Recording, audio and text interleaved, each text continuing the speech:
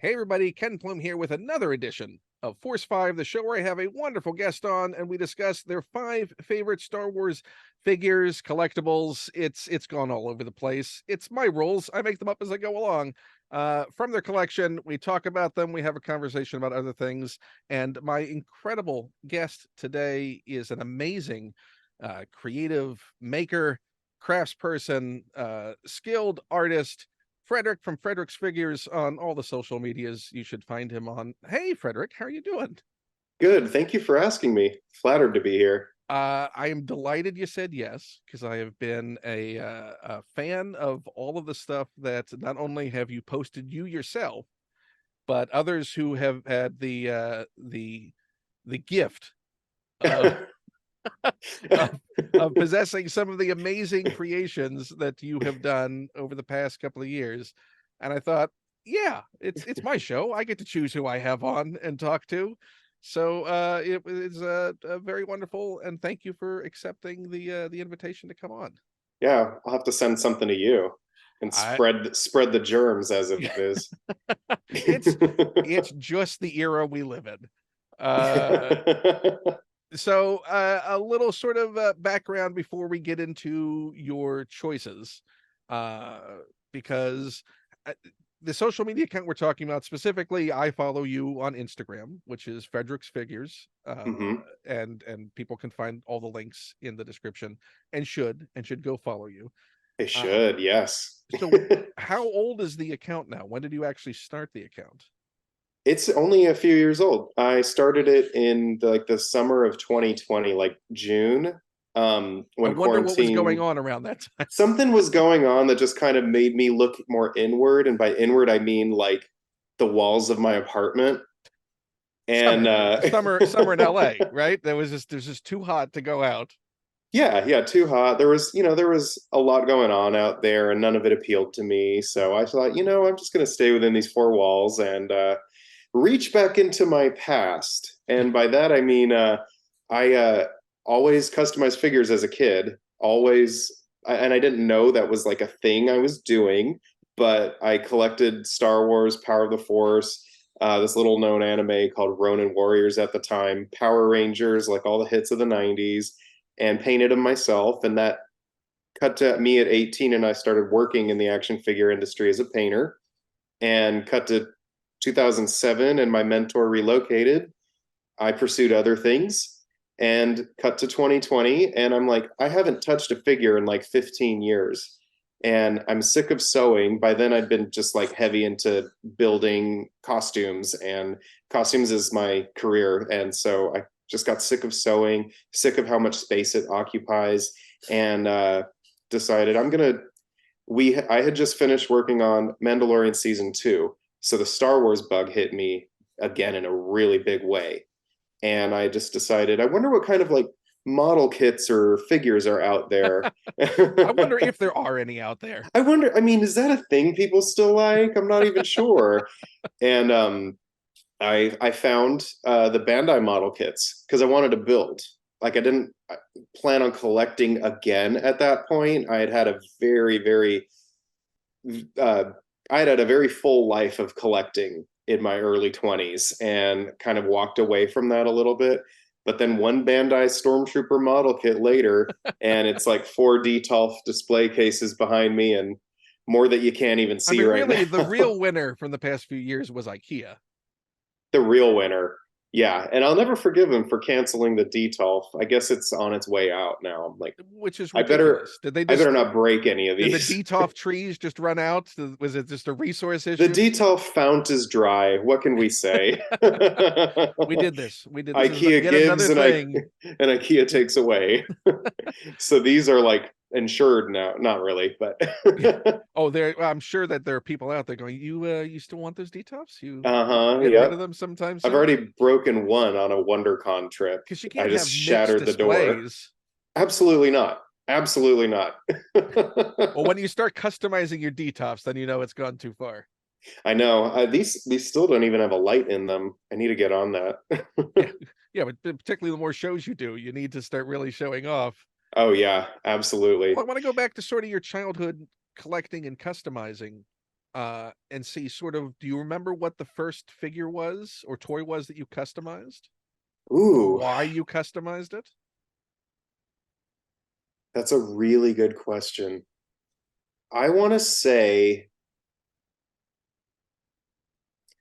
I want to say it was maybe, okay, it might have been in Aunt Beru for the Power of the Force line. So this is about 98, Maybe six, 90. maybe 96, 90. You know what? I'm going to put it But the very 97. first and what, one of only two Barus that have ever been released? Maybe, but this was when I made before Oh, the you Power didn't of the even. Oh, Force one okay. So came this out. is. Oh, so you were like, I need a Baru. I There's need a no Baru. Baru. I've got to have a Baru. I think it might have been when the Uncle Owen came out in that 3-pack, like Oh, that the that the droid purchase pack. yeah, yeah. And that's a great figure. And like, I need a Baru who's going to shout for Luke that it's time for blue milk. And Luke. I think I took a Leia, a Power of the Force Leia, and just repainted it. And it does not exist anymore. I'm sure it was an abomination, but she held the spot for the time she Could needed. you And then, recreate it now? sure. Have you done a Re- Baru since? I haven't. I I haven't done a mean, Baru since. if you're thinking to what we have now available stock wise, Hmm. what would you use now if you were to do a Black Series scale Baru? Oh man. Well, I might do I'm thinking off the top of my head, I'm thinking like a Morgan Elsbeth with the jacket from and arms from a Vel from Andor. Um, and a 3D printed head. Because that's a Surely there must wonderful be a tool Baru we have sculpt out now. there, right? Is there I've a seen one. I've seen one. Yeah, I think Outer Rim Traders offers one that was sculpted by, oh, please forgive me, I don't remember the sculptor, but I have seen one. I always keep my eye out on like what niche characters are still out but there. now, I mean, it's got to be on your list to sort of go full circle and It's get a on the list Baru. right now as of speaking to you. Right now, I can sense that the land speeder Luke is sensing a disturbance and something he can add to his shelf at some point. His ears burn often. He has a weird way of popping up when I'm thinking of a new thing to do. So we haven't got an Uncle Owen yet either. So what would you Mm-mm. use as a base for Owen? Who would I would think would be a little bit easier since he's basically Yeah, got, for all intents and purposes, Jedi robes on. yeah. Tatooine hermit robes. Oops, it's actually that's what they actually look like 20 years later. So would you go with Um, cloth goods or sculpted? Where do I you don't fall do on the cloth goods sculpted line? Because Luke has strong opinions on it. his very strong opinions, and I echo those opinions about 85%. I'm And you, as 85% someone who is a against. who works in costumes, who Hmm. works in cloth goods, Yes. Yeah, for 1-to-1 scale. But when you're going down to 1/12 scale, knowing how fabrics behave, it's very difficult to find fabrics that drape correctly and that complement like the scale correctly. do you feel that there is a sort of scale line beyond which it becomes infinitely more difficult? Because obviously Hot Toys finds a way most of the time Hmm. to make it work in a scaled down version at Hmm. 1/6 scale. Hmm.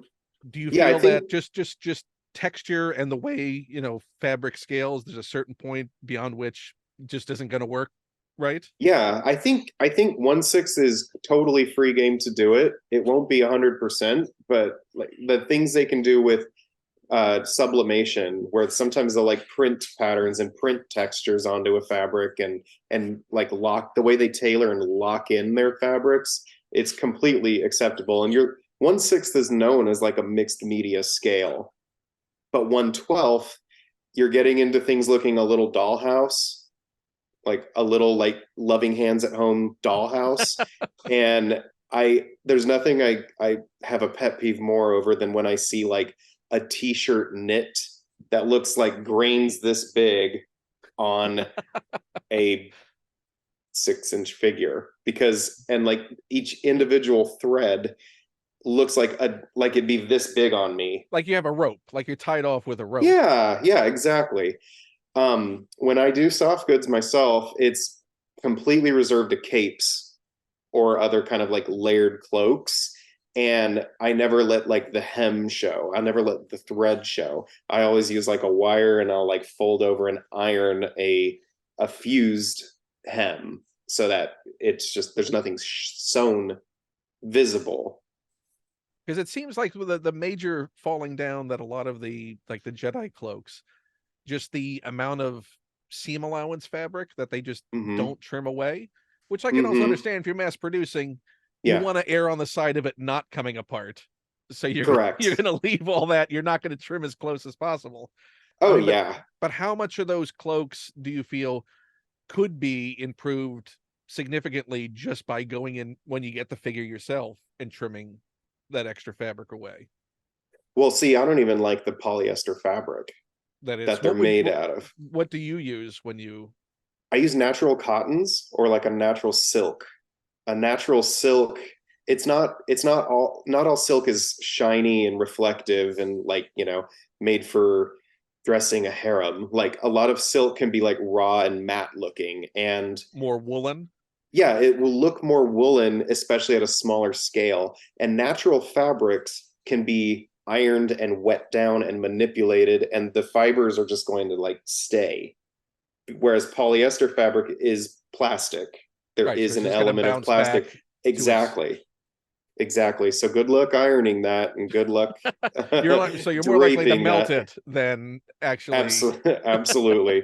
Yeah, I mean, I don't think I have a single like mass-produced soft good piece in my collection. What do you think it was the most egregious cloth good you've seen on a figure since you got Oh, back into collecting? I know exactly what. The ceremony Leia. Oh, the mixed media The one, mixed meat, yeah, the mixed media where it's like a ceremony Leia. cloth bottom and sculpted Yeah, top. and that's something I know Luke's talked about it where he's kind of thought a lot about it and he said like when he looks at something that's small, his eye just doesn't like the appeal of mixed media that close together, especially when it's supposed to be the same garment. And so you have like a beautiful sculpted top and then this completely blank, texture free, flat bottom. That your eye For a views as a different color because it sees a texture there that doesn't mm-hmm. exist. Yeah, let alone, and what it really enrages me about it is it's for a version of Leia who stands there. That could have She been a just traffic stands there. cone as the. Sure. Yeah, like who would mind if it was a traffic cone? She just So needs to you're stand saying there. deep stance ceremonial Leia is not a thing that would be common on I someone's shelf? I don't think so, and I don't think she'd be wearing that chained up to Jabba either. Yeah, no, it's within the sort of costuming. Is it supposed to be essentially the same costume as her standard dress, just belted differently or draped no, it's differently, it's a or whole is new it a gown. unique dress? So it is. Yeah, it's a whole new unique dress. I had the privilege of seeing it in person at Celebration, and it's a completely new dress. It's Same it's actually fabric. a very the base might be the same fabric. The original hero dress doesn't exist anymore, I believe, but it could very well be the same fabric. It would make sense if it was just cut from the same cloth at the Yeah, time. we need two costumes for Leia. Yeah, we need two, and maybe one to get dirty, because that was a shoestring budget back then. That was just what the creators could come up with from their hands is what we saw on camera, and God bless them for it. What they achieved with no budget whatsoever. I'm not even sure if there were like stunt doubles made. It has made saving money on cost action figure production so much easier when it comes to reuse over the years. Yes, yes. To go, I oh, that mean, just had the same vest. We can put that in the same pants. Oh, yeah, they all have the same pants. absolutely. There's nothing more Star Wars than clever reuse. Clever reuse is hand in hand. I can tell you that. What is costuming wise the reuse that has delighted you the most when you noticed it? Is there anything that really like, oh, that's that? That's Like as far as like the films and the television yeah, shows. just sort of the ingenuity of that appearing, or something you've seen the most.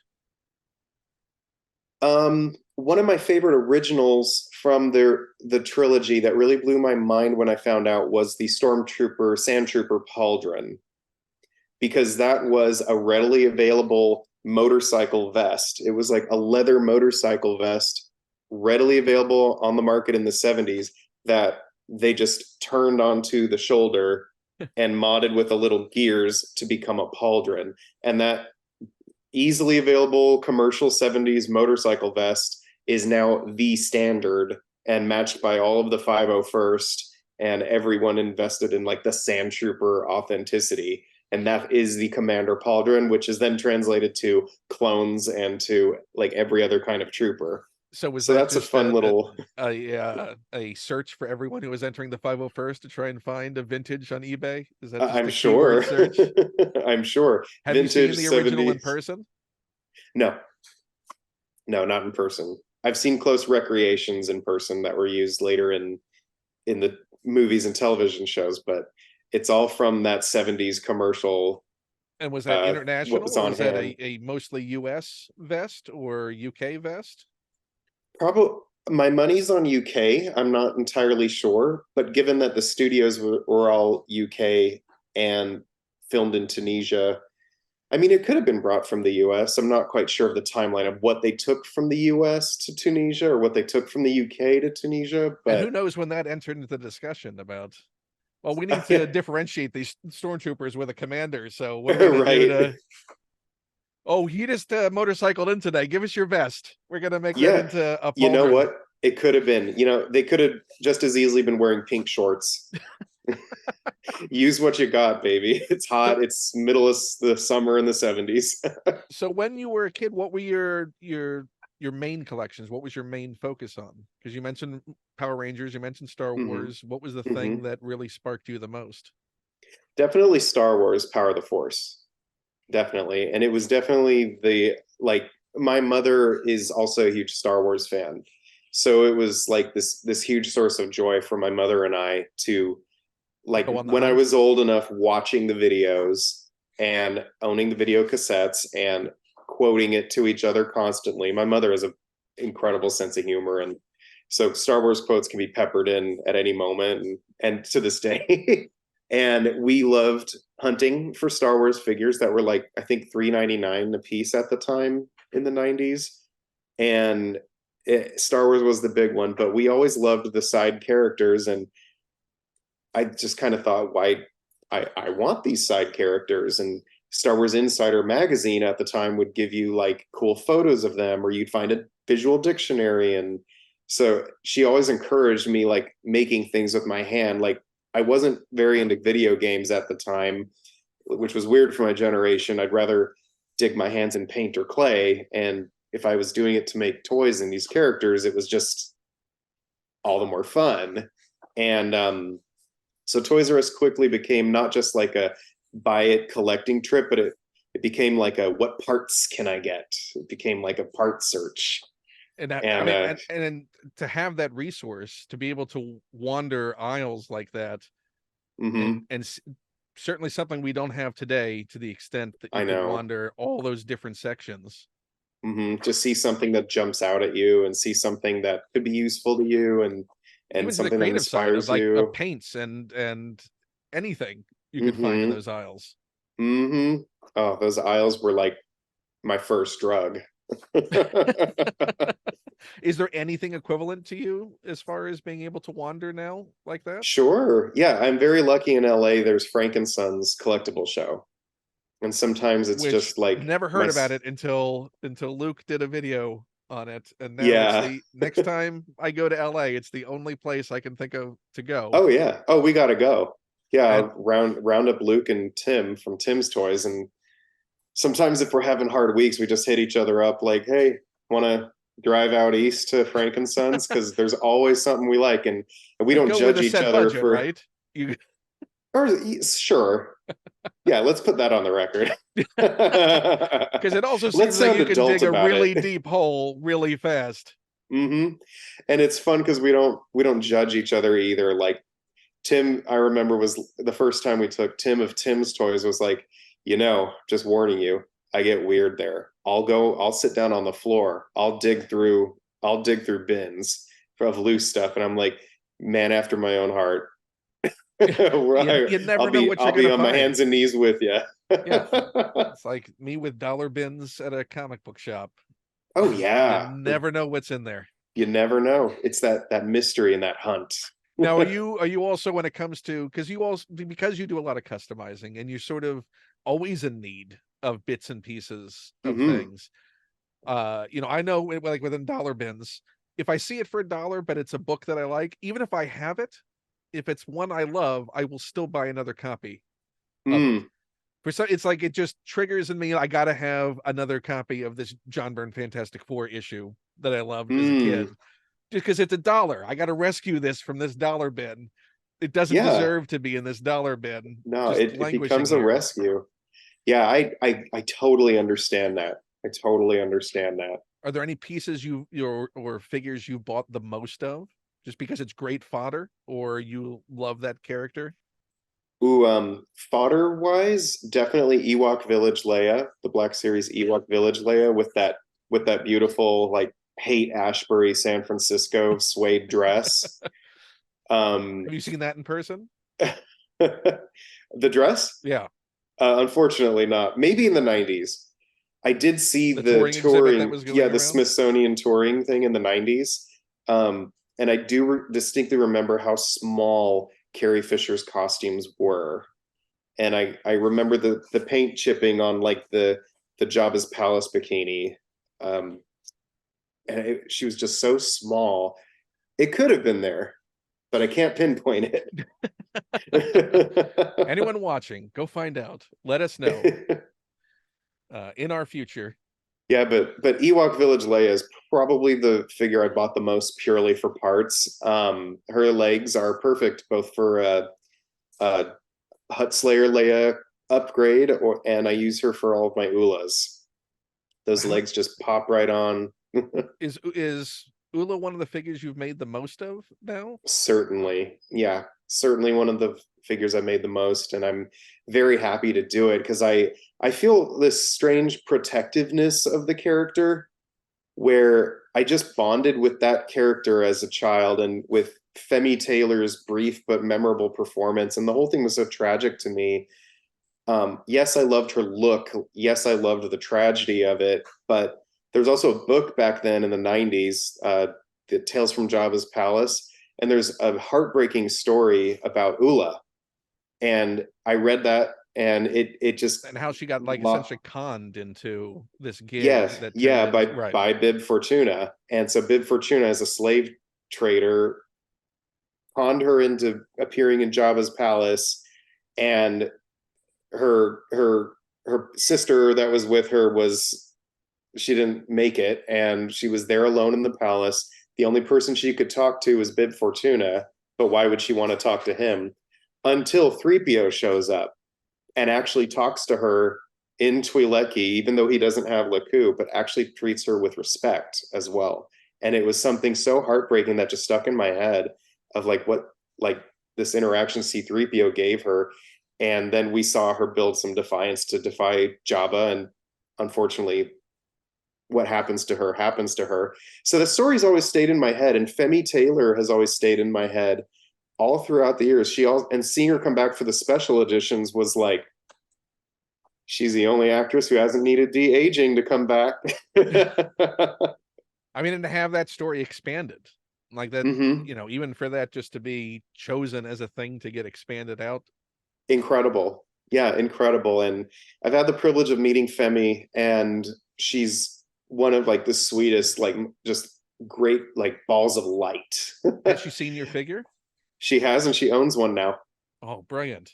And how Yeah. delighted was she? I mean, it's got to be it, the feeling of knowing that you were a figure once, but now it seems like never again, has got to be odd to be Yeah. in that space too. It's one thing to never get a Yeah. figure, Hmm. shout out to Paul Sun Young Lee and poor Carson Teva. Oh, I mean, TikTok, it's got to happen.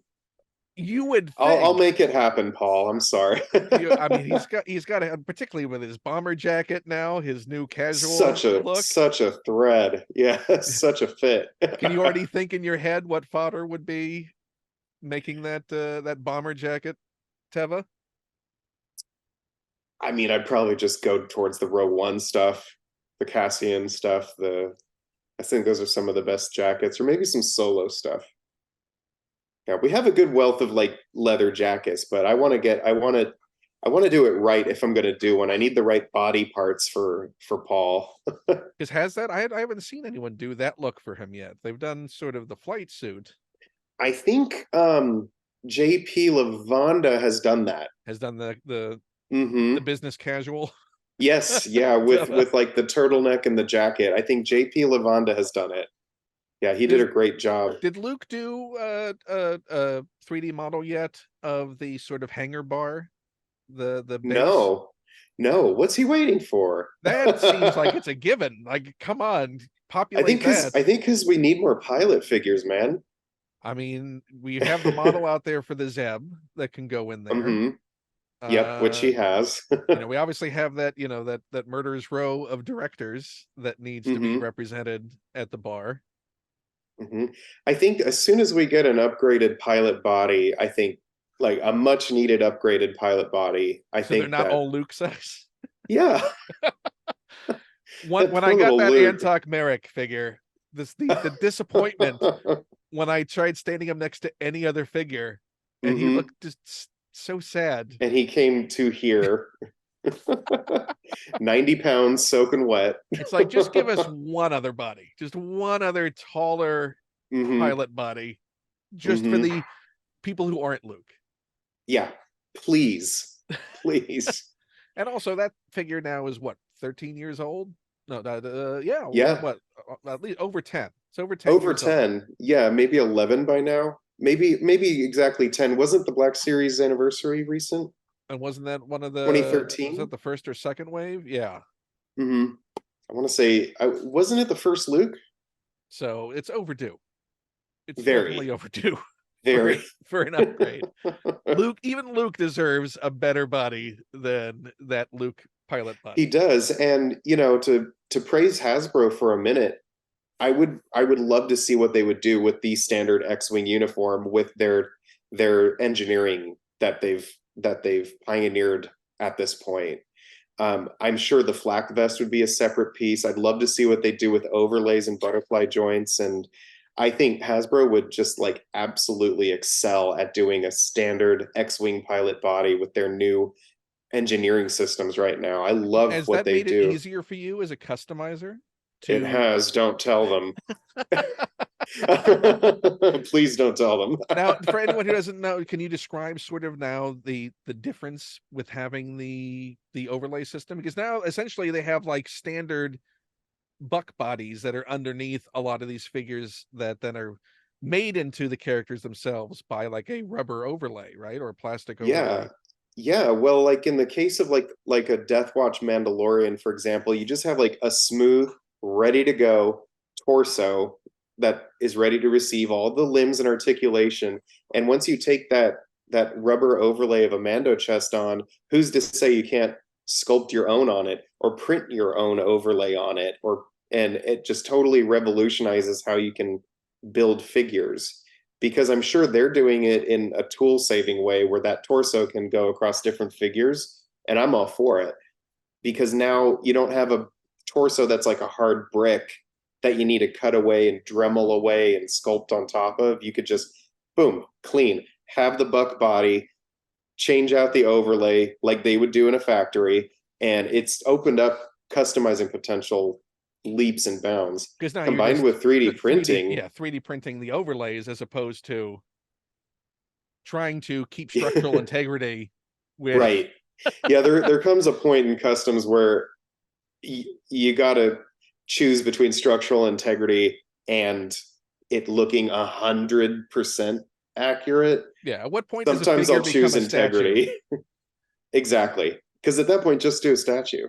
Yeah, because you're losing the posability. Yeah, that's out the window. I've drilled this arm down enough; it ain't moving beyond Right. this. Right. But I do want to go. We should start with some of the figures on your list. So we'll continue the pick up the discussion as we go. But I do want to start with your number 5 choice. Okay.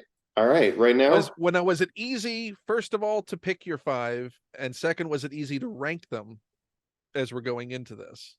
I want to say it was easy to choose, hard to rank. Okay. Yeah. And But is the ranking still flexible as we go? Could you be making on the fly adjustments, or is it pretty locked in? well, I know what number 1 is. Okay. Yeah, the rest are kind of in there. So they're pretty flexible. what is your number 5? Well, number 5, I'm going to start with the Black Series Ahsoka. Just straight up Black Series Ahsoka. However, it is touched by me. This is I've repainted her, but and I've repainted all of the details on her costume as well. This is a custom soft good cloak that I know many people have very patiently and kindly asked for, but I'm not offering it right now, but I'm sure in the future I will. I feel like Hasbro has the best Rosario Dawson likeness, even above Hot Toys and above Gentle Giant and above any other licensed product. With a good repaint on the Hasbro face, it is Rosario Dawson. Period. Let me see if I can pull the hot toy that's sitting right in front of me. And we can compare. So here is the hot toy. And that's the repainted Rosario. I apologize for my camera quality. I just the proportions of Rosario are so present on the Hasbro head. Yeah, let me see if I can.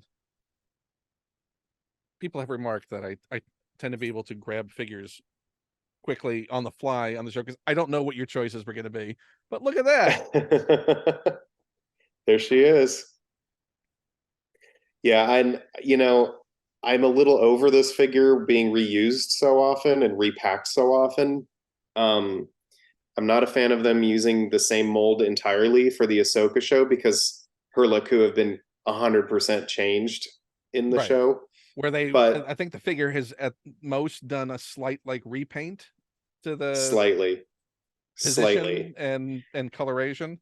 Yeah, it's incredibly slight, and there is a lot. The whole look was redone for the show. It's the same design, but it's all new and completely reintegrated. Our powder maker Rob, he's a brilliant man. He completely re-engineered the way that the body and torso and the belt and hip pads all work together.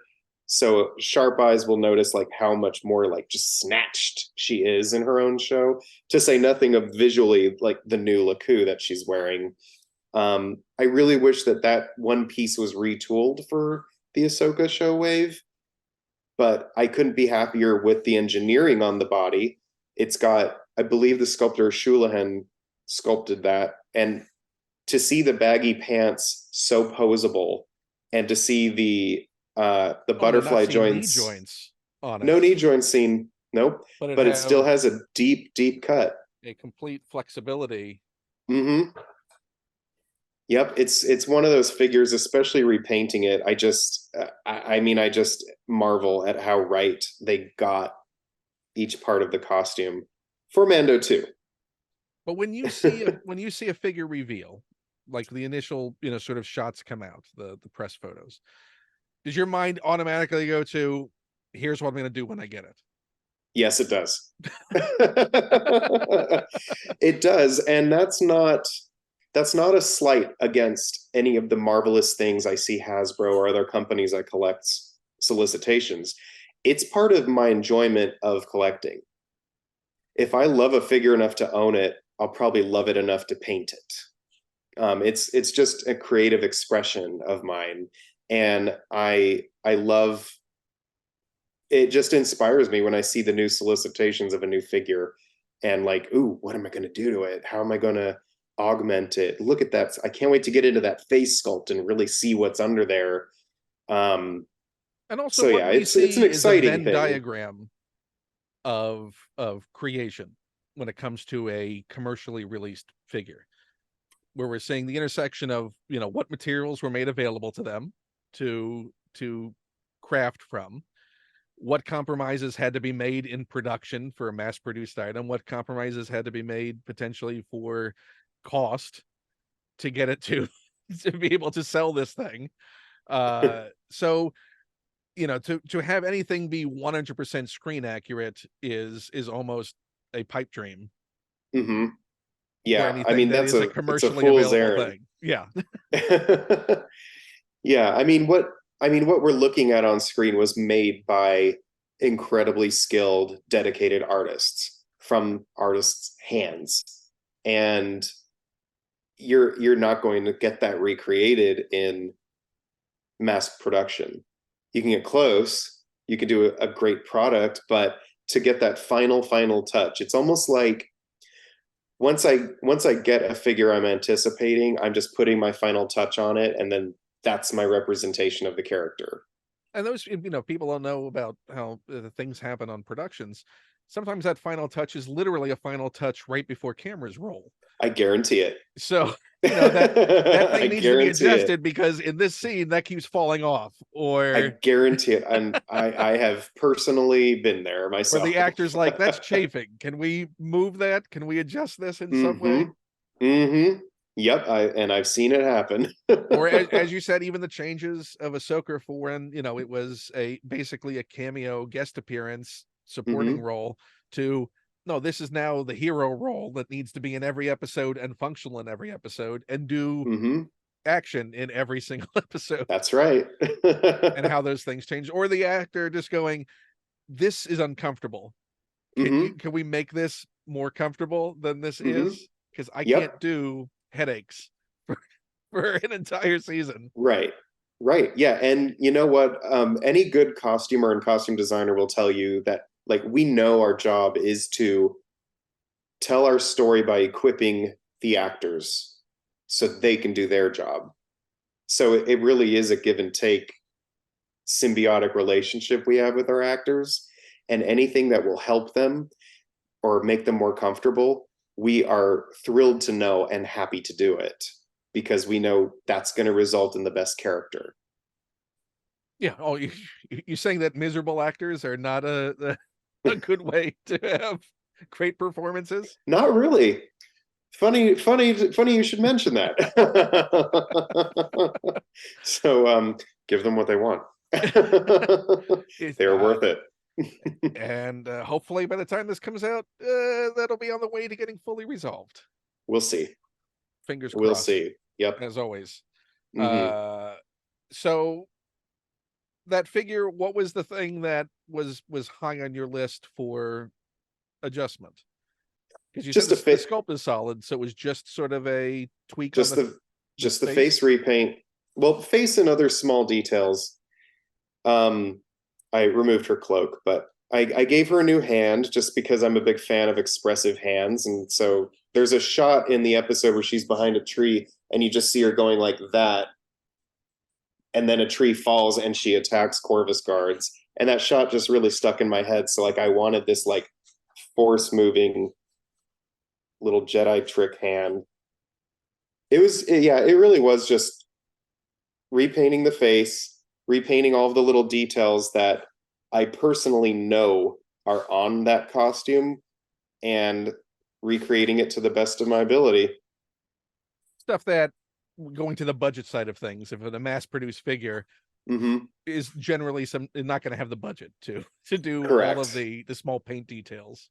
Correct. Like she's loaded with beads, and I've seen and I've touched every bead that's on there, and I tried my best to recreate their colors.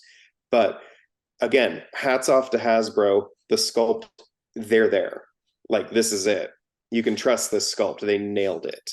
And the way they engineered it with so much movement and so much posability, like look at those butterfly joints, just like as part of And the top. don't feel like a figure. No. And if you know, if you ask me, I've seen the Mafex one that's coming out. Pass. You're good. You've I'm got your good. I'm good.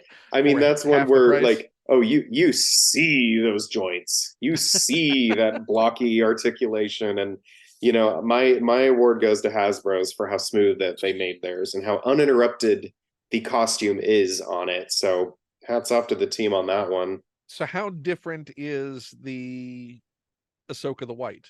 Could you customize an Ahsoka the White out of this sculpt? Or is it enough of a difference that you in particular would be bothered by trying to adjust it? There's enough where I would be bothered if it was a repaint. All of the armor is completely different. There are similar elements, but they're all completely recreated. There's elements changed and deleted off.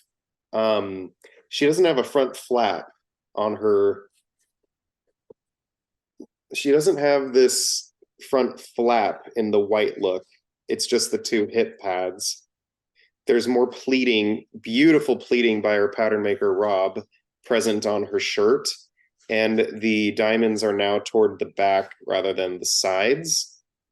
In addition to all new armor. And her headband looks more like an armored crown now rather than a leather utilitarian headband. They better give her a new sculpt. And including new Laku. They better. Well, you better start saying it more publicly now. Whoever will listen. Certainly there's a lot of discourse going on about that Balin that is dropping soon. Are you already thinking about how you're going to adjust that? Yeah, by keeping my MJB Customs one.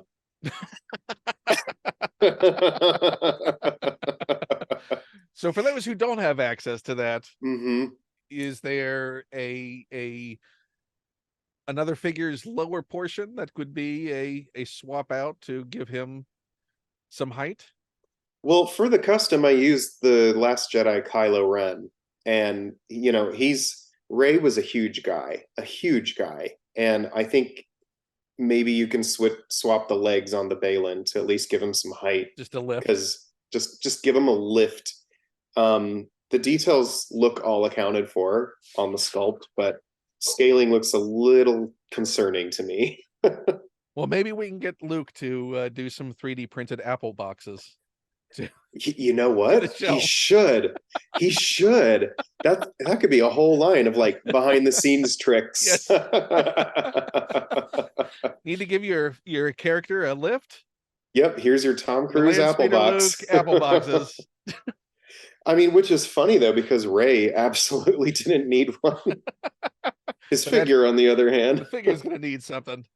Might need to be on a hex stand just to get up to proper size. Now you're talking. So what's your number 4 choice?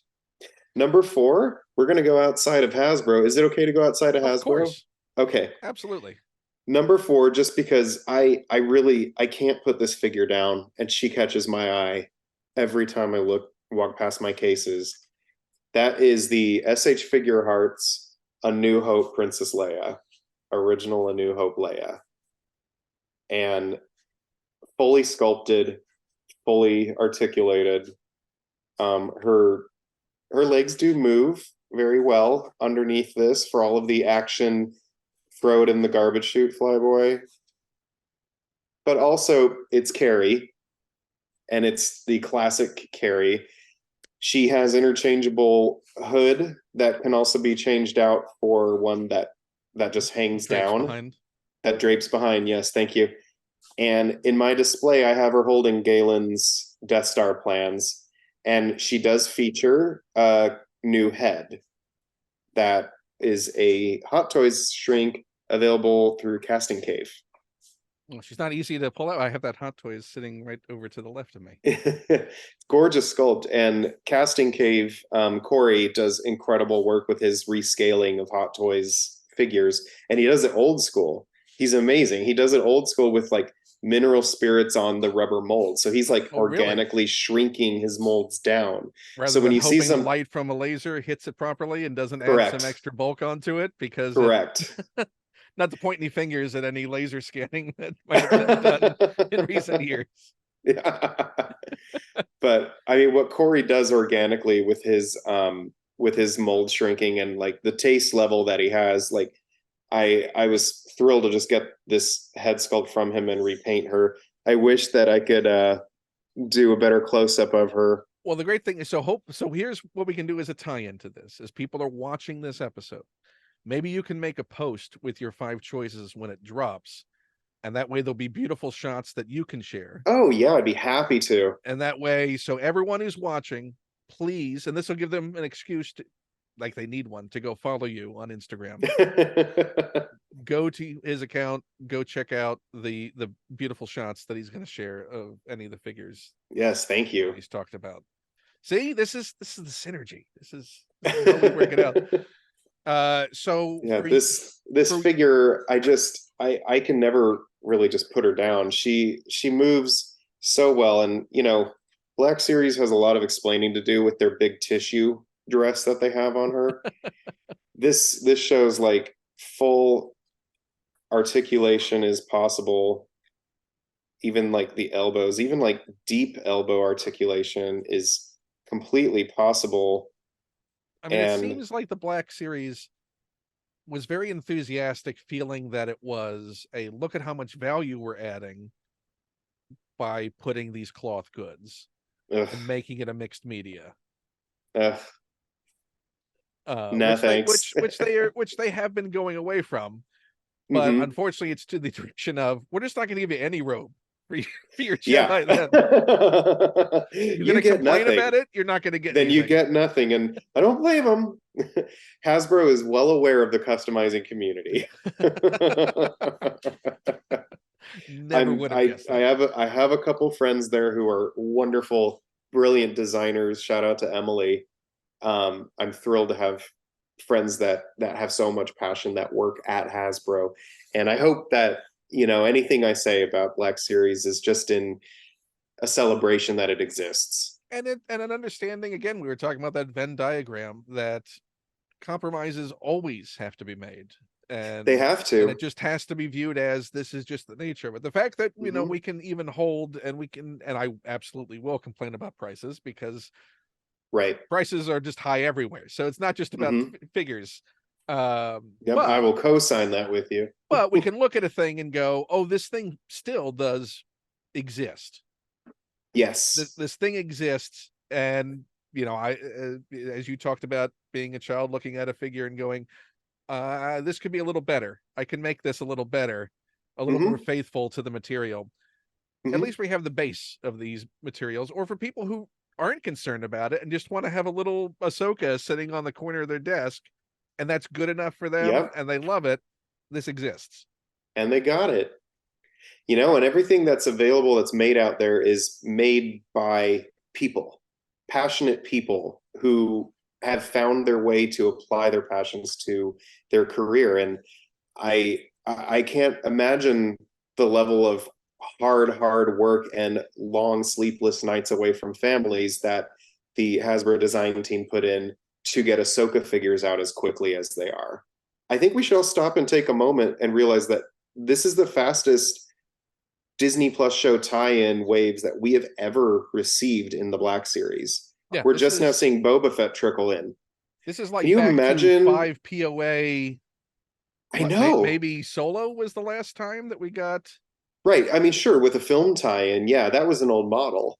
You know, that was an old model. They were hitting. Right.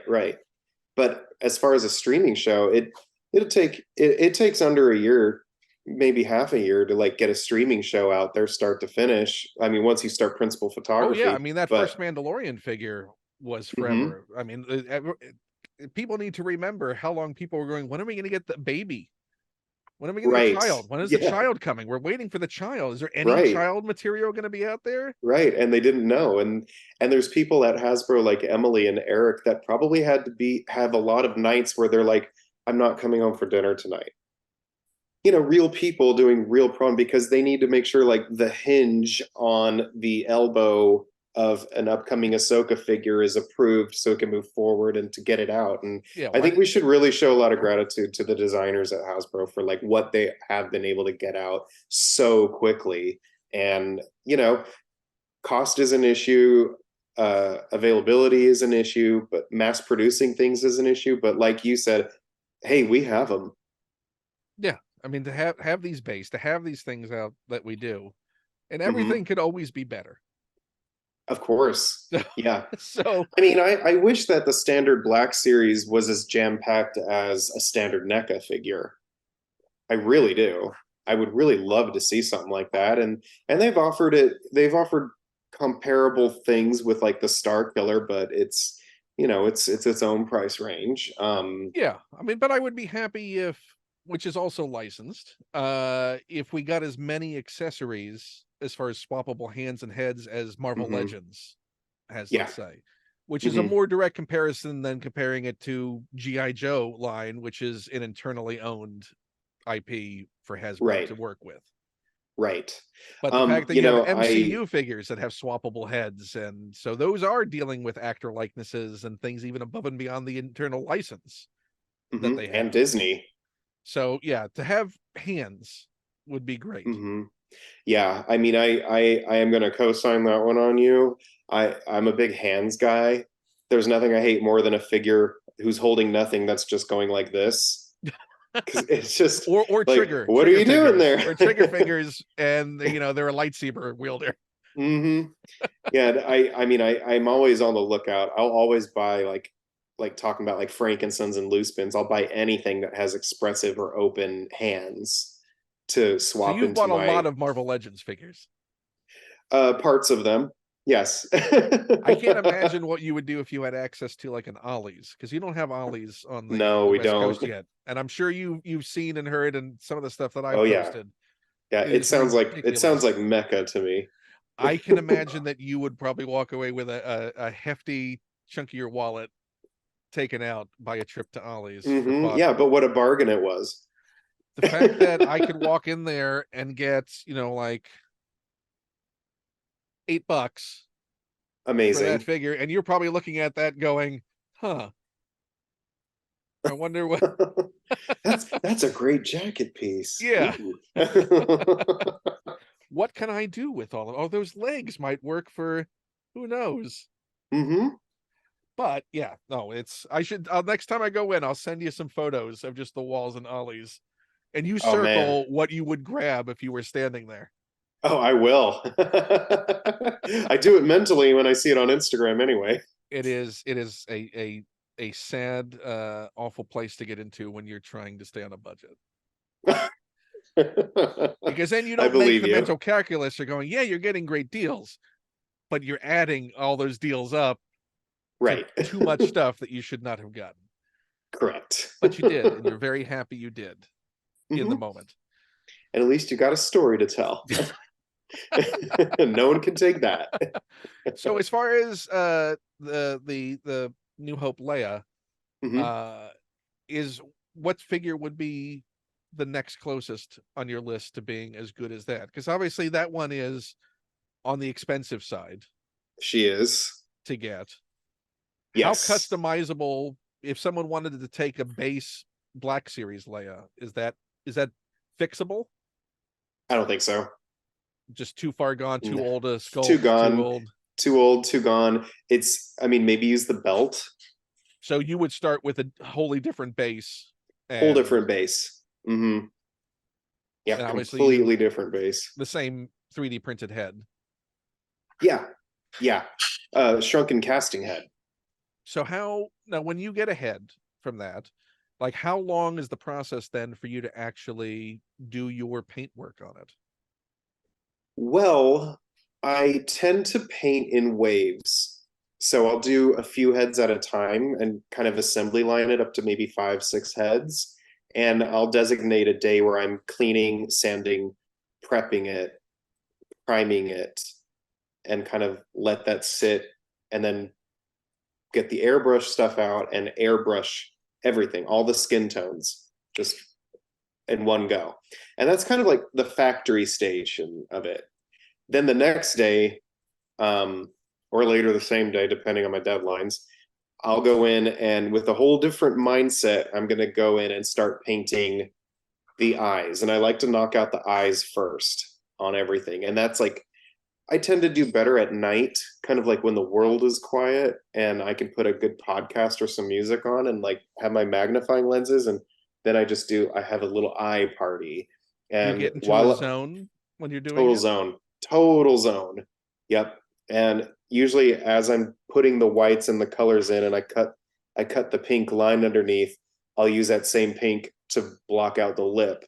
And then I've got my lash line going, and that might as well, I have the paint out. It's going to be the eyebrows, or I'll use a colored pencil for eyebrows. And before you know it, the zone takes over and I've got 6 full faces painted. See, I do not have the fine detail motor skills for things like that, and that's where it falls apart for me. If it's I see, yeah. I've got as far as doing a wash. If it's a wash and I'm done, fine. I'll put some a putty over the eyes to make sure the wash doesn't get in the eyes. Yeah, smart. And then done. That's as far like I did a thing figure you've probably seen from the Fantastic Four where I took Oh yeah. the He looked really great. that one, yeah, that shocked even me. I was I was encouraged by it. And so I look for projects that are ones I feel I can't screw up too badly, like doing that TC14 because I found, I an love that $8. TC14. Oh, That custom just makes me so happy. there he Look is. at her.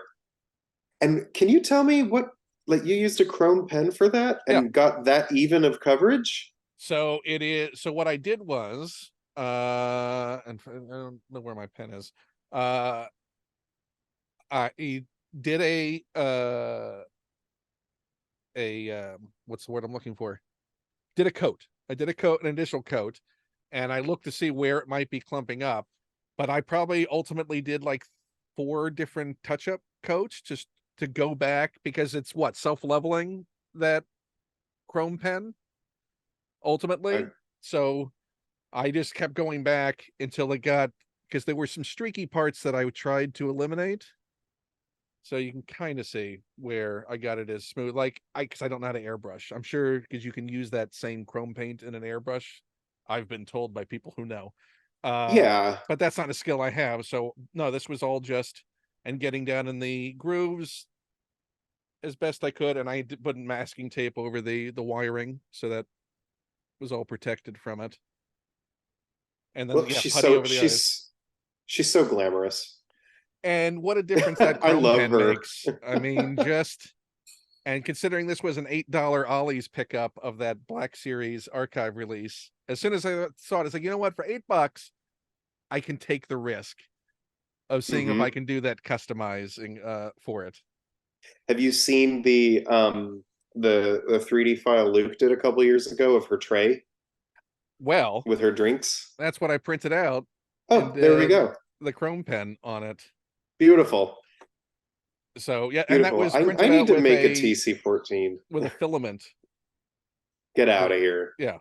Really? Uh-huh. That's a good filament. But That it is a probably took great. an hour and a half because I did as fine a detail as it would do and just let it. Mm-hmm. It's like I'm set it and forget it. I'm in no rush. Well done. Let it take as Well long as it done. needs. Well, So that custom makes me so happy. I love a custom where you can just like, it's a quick repaint. It is so satisfying because it's a whole scene and a whole character represented now that wasn't before. yeah, it That's forced kind of me to why. go find the Obi-Wan that they released at that celebration. Mm-hmm. Just because it had the extra hands, and if I'm gonna invest in it, I might as well get the better one. Correct. Correct. So now I just That's need to what. find that Qui-Gon, and I'll be done. That's why. That's kind of something I'm always wondering is like there are so many in-universe droid variations. Why are we getting? I'm sorry, I'm not a fan of the holiday figures. Why are we getting Christmas 3POs whereas they could just as easily do a TC14 or an Echo based protocol droid, or other I in mean, the Echo universe? Base protocol droid is basically a holiday figure. You could Well, okay. You know what? You're just absolutely put right. a wreath around its neck that's a separate accessory and say it's a holiday figure, but you take it off and it's your Echo Base. There you go. Anyway, Need to multitask these. The problem was we weren't consulted, and that's the issue. That's the problem. Yep, we'll just Fundamentally. have to talk louder. Well, I mean, you were talking about the TC-14. How do you display your figures? Are you big on setting up scenes? Or are you individual characters and just you're really intent on the poses that they're in conveying character? Or are you So museum yeah, poses? I'm into character driven poses. Like I said, I'm a big hands guy, so like a lot of my poses will be around like the hands and stuff. Can I make an example that's not in my top 5 that I have right here? Certainly, of course. So the fabulous Morgan Elsbeth figure that played by the even more fabulous Diana Inosanto. I was shocked that that figure was announced and came out as quickly as it did. I was certain I'd have to like sculpt all of those pleats and make one. In fact, I had a client that had commissioned me to make one for him. And then days later it was announced. So we just switched gears to another figure. But I really needed to kind of like finish the figure to my liking. So she is, a lot of customizers have done this where they've added Scarlet Witch hands or just more expressive witch hands to then kind of pose her better with her plinth and star map. And this is how she's posed and how I like her on my shelf, like A full opening the map, beat. a full character beat. This is who she is. She's opening the star map that opens the season. And she's in a gallery like this with my other Ahsoka figures. And Landspeeder Luke designed the plinth and star map, which I printed. I used a random spawn figure that had green flames to hold up the ball. So it's like a green flame, translucent green flame holding up the ball. And sadly, our star map must be in the same place the Dial of Destiny is when it comes to accessories. Yeah, must be in the same place. Don't know. Yeah, haven't seen it. But that's a case where it's like that's how she's presented in the display. And I only use Landspeeder Luke hexagon stance because of the different heights offered and the security that they offer for not toppling over. I haven't had a single figure topple over in any of these 4 cases. And you've for had the a last couple of years. Earthquakes in the past couple of years. So in Southern California, you've had some rumbles that could have toppled some stuff. We certainly have had some rumbles, even a little hurricane, if that wasn't enough this year. Still time for that blizzard. Still time. Hey, we're near the end of October. Get that holiday spirit. Yeah, see, now that's where you need the holiday figures for. I'll never need those. Funnily enough, so many holiday figures and not a single snow trooper. Wasn't there one? Was there one? I think there was one. Trooper? I think there was last year. Or it's just been. I think it was green or something. Okay. I don't know. I understand you got to make money. But come on, the werewolf Wookiee, the cat Wookiee, whatever. Yeah. In my mind, my opinion, only my opinion, having figures like that cheapened the brand to me by making it gimmicky. And that's a personal taste level opinion of mine. Right. But if people love them and it brings people joy, let them go. I would love, because it's reused still. Mm-hmm. I would love in the Black Series scale if they went back to what they did in the mid-aughts and did the McCory holiday card figures. Mm-hmm. And just do a Yoda figure but has the sack and the sort of removable Santa hat, or the Jawas gifting the gifts to each other, all those old Lucasfilm holiday cards as releases. That would be a fun thing to revisit for me as a holiday. Sure, because look, I like fun. I love fun. When people say it like that, it doesn't. What's not fun about this? I like fun. Sure. But there's just a level of taste that can be applied to it that that I feel the current holiday offerings are lacking. So you That's all. But telling you know me what? next year you're not going to get the holiday sweater Ahsoka I'm Target not exclusive? sorry. Nope. Not unless they fix that Laku. Well, now it'll be green. Ooh, could you imagine? Or it's like red and white, just candy striped. Now that you've said it, I absolutely can imagine it. Yeah, that'll probably happen. So when do you have, because you talked about the individual character centric, do you have larger diorama displays with multiple characters? I do. You might be able to see right above my Are hairline. they Jabba's There's palace? Yep, that's the Jabba's palace set. And my Huttslayer Leia is currently destroyed. Well, she's in pieces right now. Like I'll fix her eventually. So I have like a Marvel Legends Mystique chained up to him. Um, I have Finster from Power Rangers Lightning Collection in there because Corey Cantaloupe just killed that sculpt of such a niche favorite background Power Ranger character of mine. So he's hanging out in Jabba's palace. And Jabba's Luke palace, like the designed Cantina the bar, is just a catch-all, really, for anything you want to throw in yeah, there. yeah, throw a weirdo in there. That's what they did. Yeah, just throw a weirdo. I don't have an Oola anymore because I gifted that to Femi, so she's in her forever home. And I haven't really had the I'll make one for myself again eventually, but after making so many, it's not high on my list right now. Do you get exhausted I with certainly do. My last open commission wave, I unfortunately had to specify no more Ahsoka repaints. I just couldn't do anymore. I might be tapped out of doing Ahsoka for the rest of the year, at least. how do you know you're Uh, starting to get exhausted? when it takes me too long. Because you're just avoiding it? Mm-hmm. Yep, when it takes me too long. I have a good 2 day system with my heads. I like to have my mindset, like I was explaining earlier, have like the factory mindset where cleaning, prepping, priming, airbrushing, done. That's all good one day. The next day I wake up and I have my detail mindset, and that's when the facial details and the pastel blending that I do and all of that happens, because that's much more like kind of tapping into my makeup artist skills from yet another lifetime ago.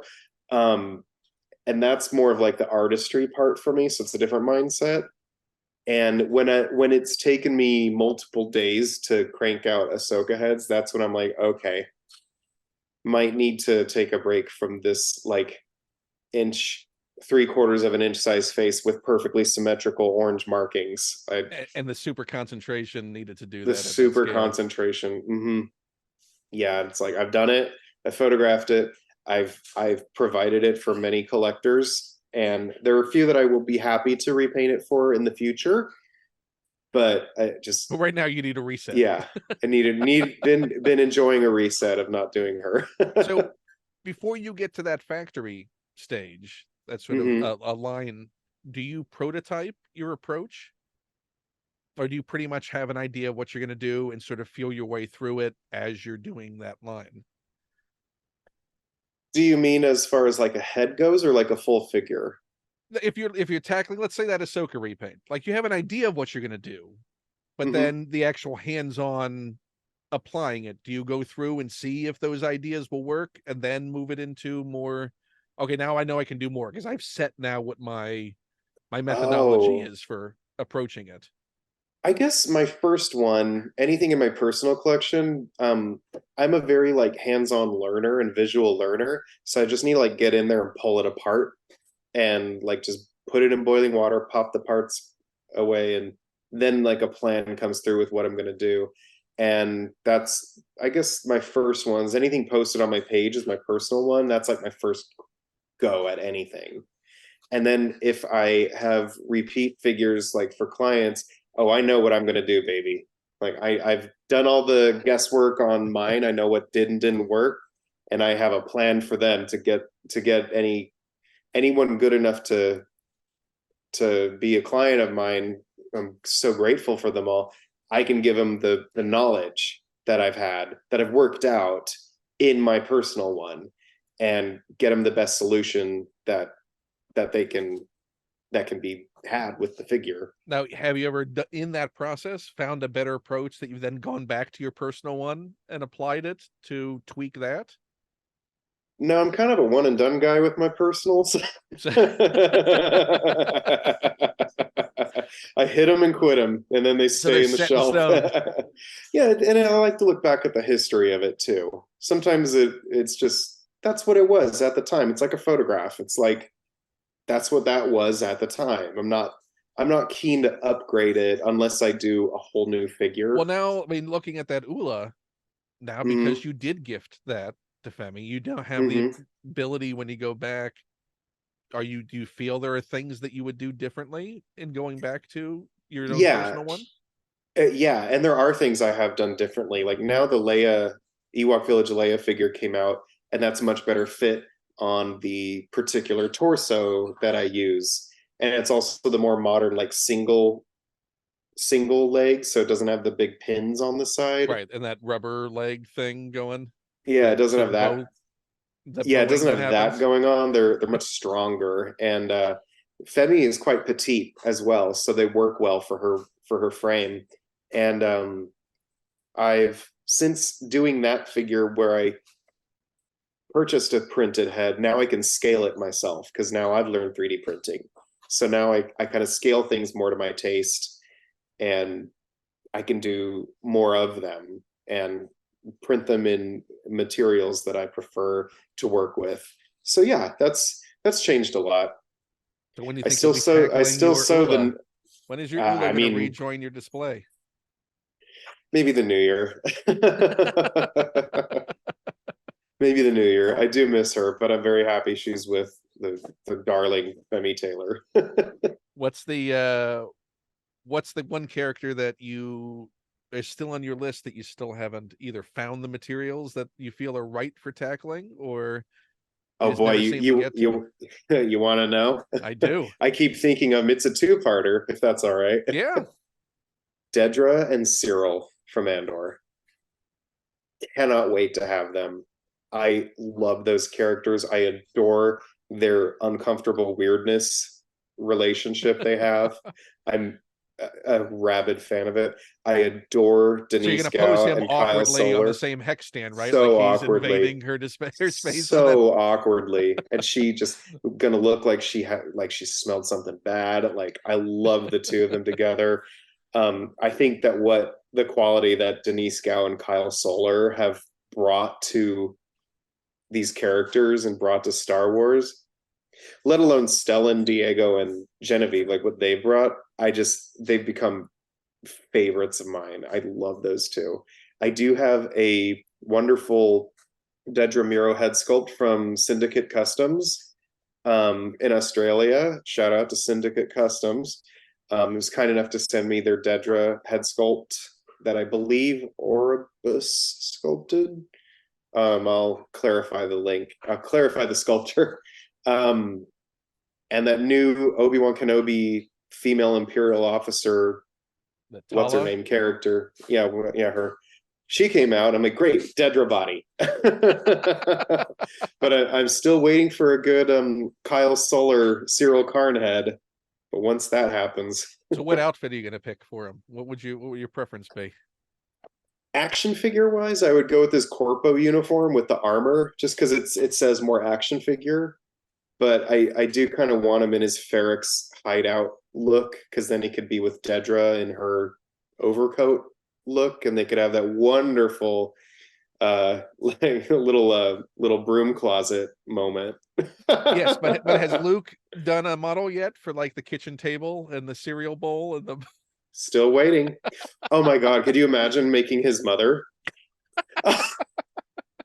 well, now I can. Now I you just inspired me, Ken.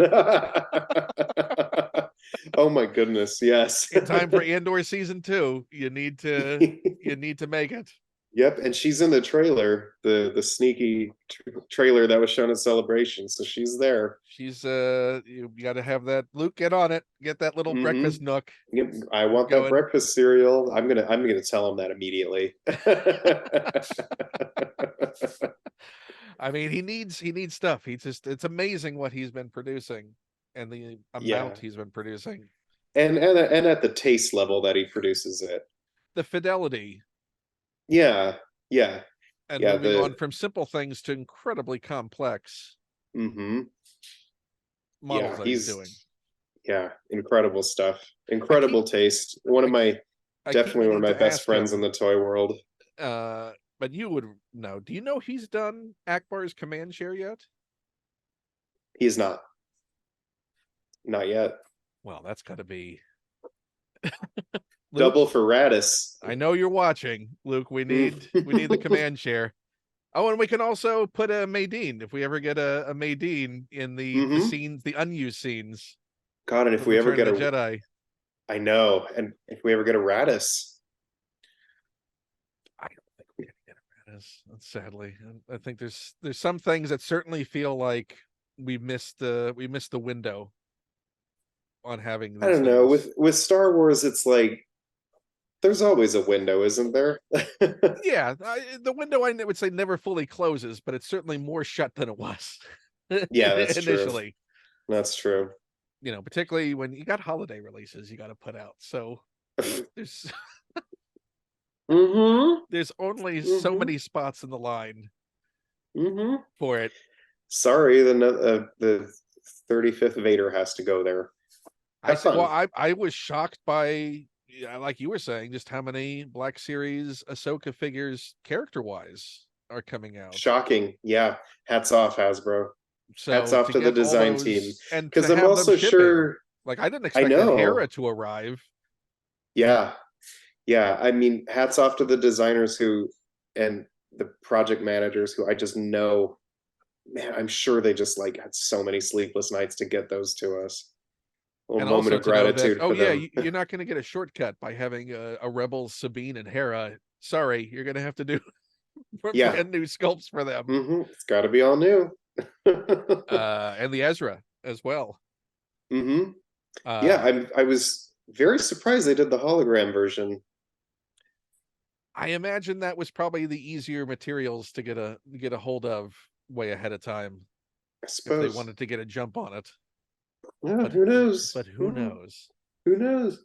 We also don't know what's being announced. You say cagily, coyly, but who knows what is coming? I don't know. And that's one of the fun things about the line, and the frustrating things. True. And also, as you can say, when you're surprised by it, when you're ready to go with a Morgan Elsbeth, and like, oh, I don't need to do it.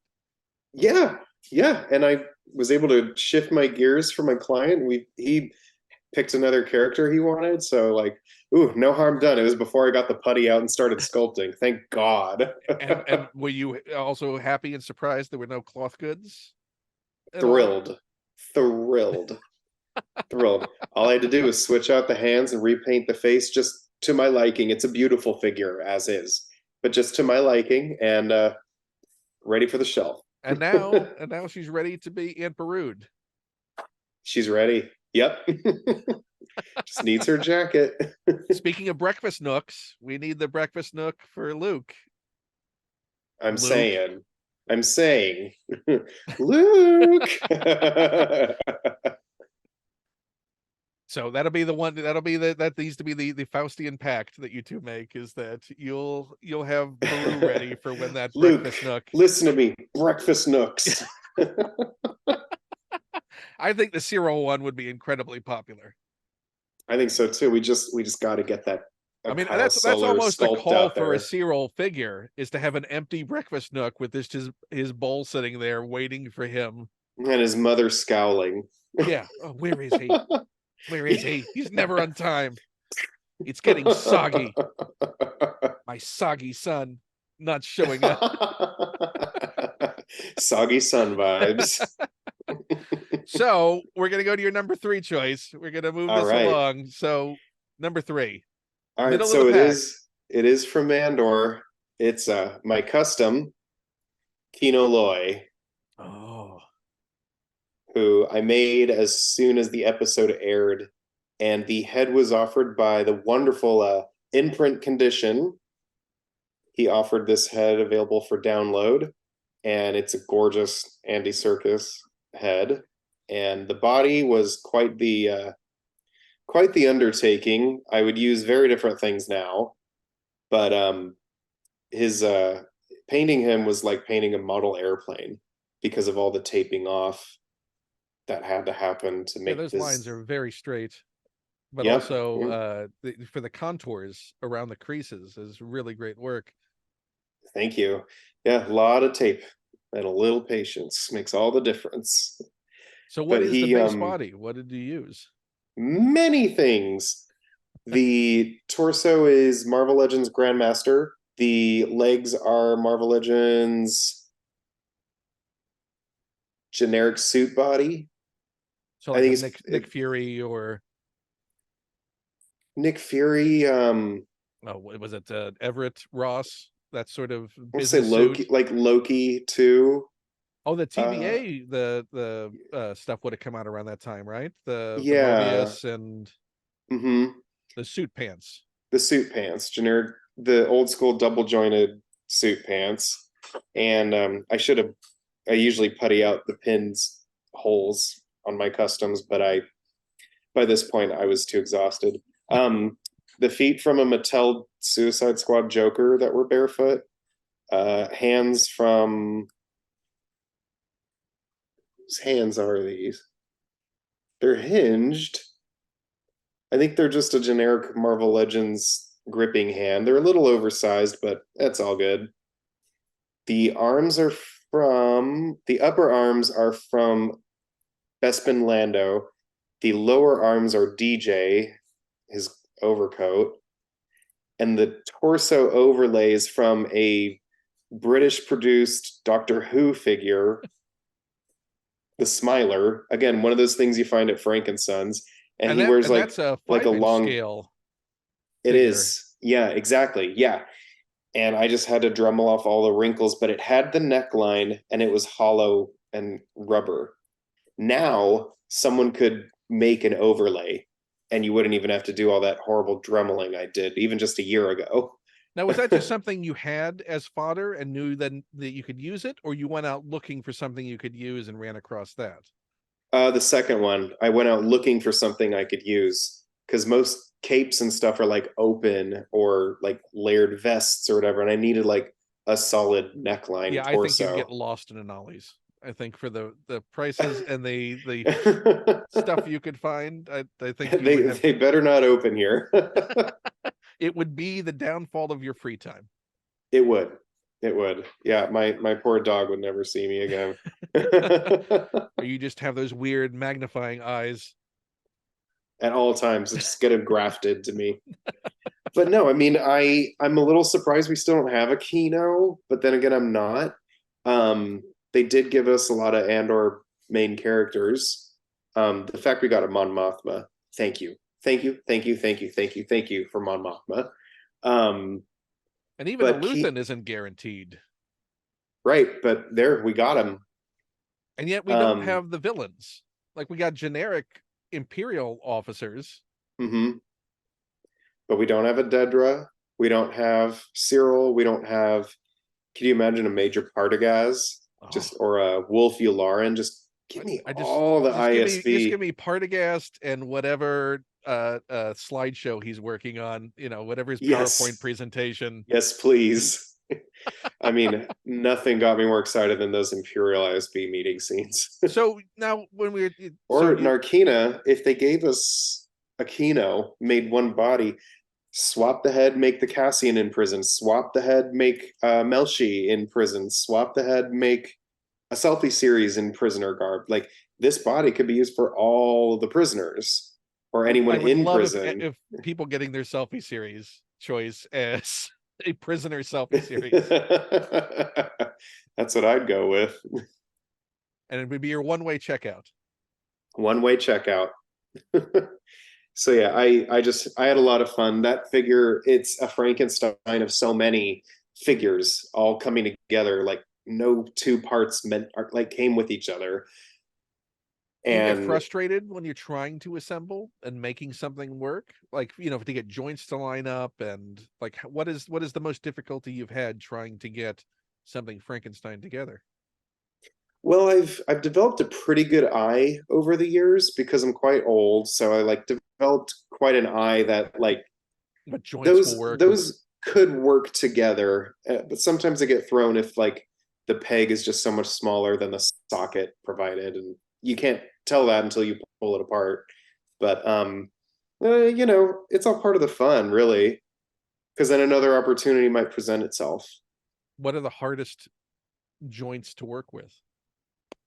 Anything that's like a pre-engineered hinge, like a wrist joint that hinges, or like an elbow joint that hinges, because you have to do so much sanding to make sure joint rub doesn't happen and rub your paint off. And there's just kind of no way around it with the way those hinges are engineered. That's just how they are. They're tight and they're taut and they slide on each other, and that's what they do. And Otherwise, you get a floppy figure. correct. Or like a figure that's just like dead weight that won't that can't hold itself or hold poses together very well. Have you had to go back and do a touch up when you found the pose you want to display in, but you Oh yeah. rub some stuff off in the process of getting it to Oh that yeah. pose? Oh yeah. All the time. All the time.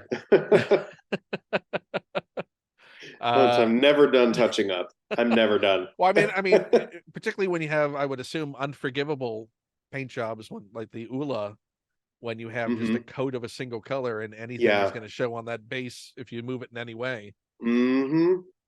That's why I sand so much.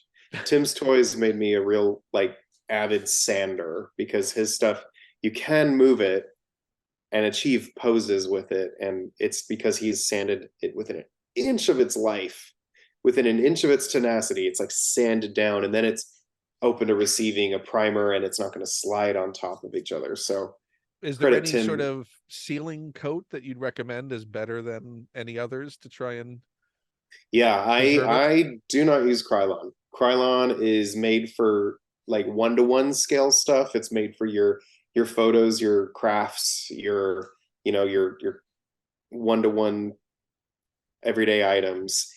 The formula is too thick for the tiny details on a small scale figure. Plus, it does not age well. I have stuff I've painted from the early aughts that I still have that are just magnets for dust, and they're sticky and That they're is getting gummy. they're yellowed and it's gummy, and it ages horribly. So I use Mr. Hobby, period. The Japanese formulated brand. It's formulated for miniatures. Like the molecular formula of it is made for small detail.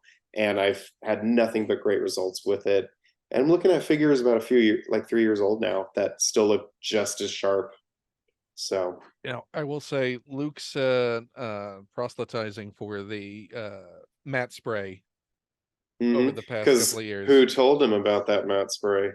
Well, I think you all deserve a cut of whatever increased sales, because I'm sure Mr. Hobby has got to have seen a spike They had over to the have, past couple of years, yeah. because Yeah. no one, people don't shut up about it now. Everyone is Hmm. talking about particularly as the reason with a lot of the Hasbro figures coming out so shiny, So shiny. Yeah. and what a difference. It got to my breaking point because I've always been reticent to alter figures. I'll remain disappointed in them, but it feels like this is the thing as it exists, and I got it. It's that comic book preservation, where like you wouldn't go in and start touching up artwork on Oh it. my God. Yeah. Good point. Yeah. So but it got to, I kept walking by and look at them right now over there.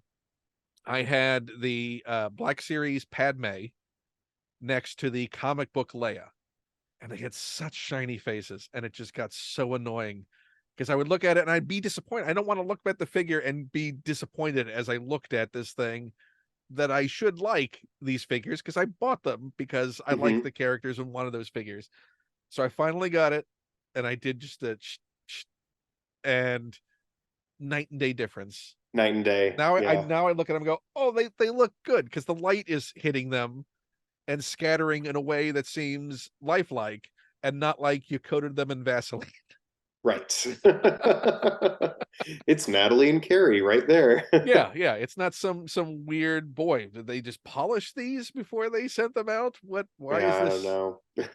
know. So yeah, that was like sort of the dam breaking, as far as like, oh, okay, now I'm fine with it.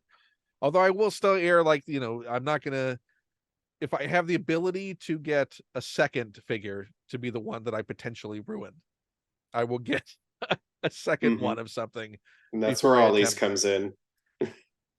It's you just do not understand what a slippery slope it is walking in there. I have a Saw Gerrera that I picked up for $12 that I have not yet Incredible. tried to do it, and I'm like, I have to do it. Now I have the extra. I have the one I can potentially ruin.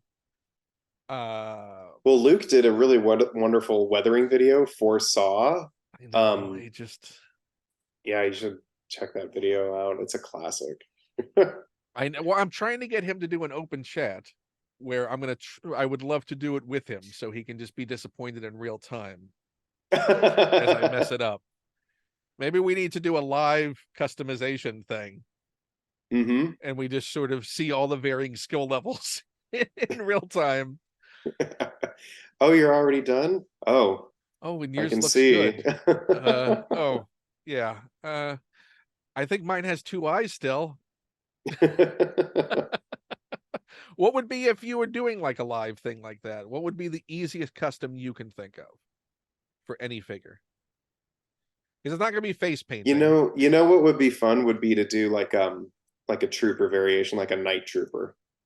Oh, Because just you wouldn't need, it would be boring to watch in real time a face getting painted.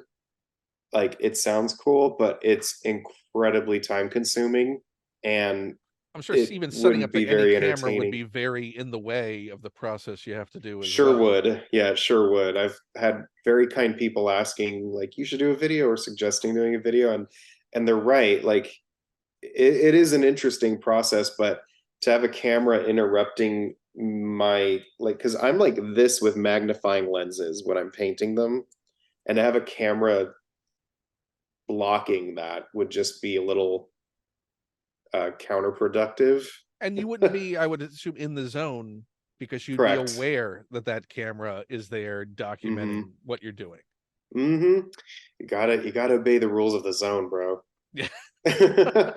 Yeah. Ultimately, it's more important that you get something that you're happy with at the other side, but Yeah, do you want to be happy with the final product or do yeah. you want to be entertained all the way through? Yeah. Like No, it'll be one of those before and pictures are afters. enough. I'm happy to do photos like as I go and I like to share a lot of my process in photos, but to like sit and watch it would just not be very entertaining. No, it'll be one of Um those. Well, here's the base figure, and here's one we did earlier for yeah, the finished figure. it's like a cooking show like Yeah. and right ready out of the oven.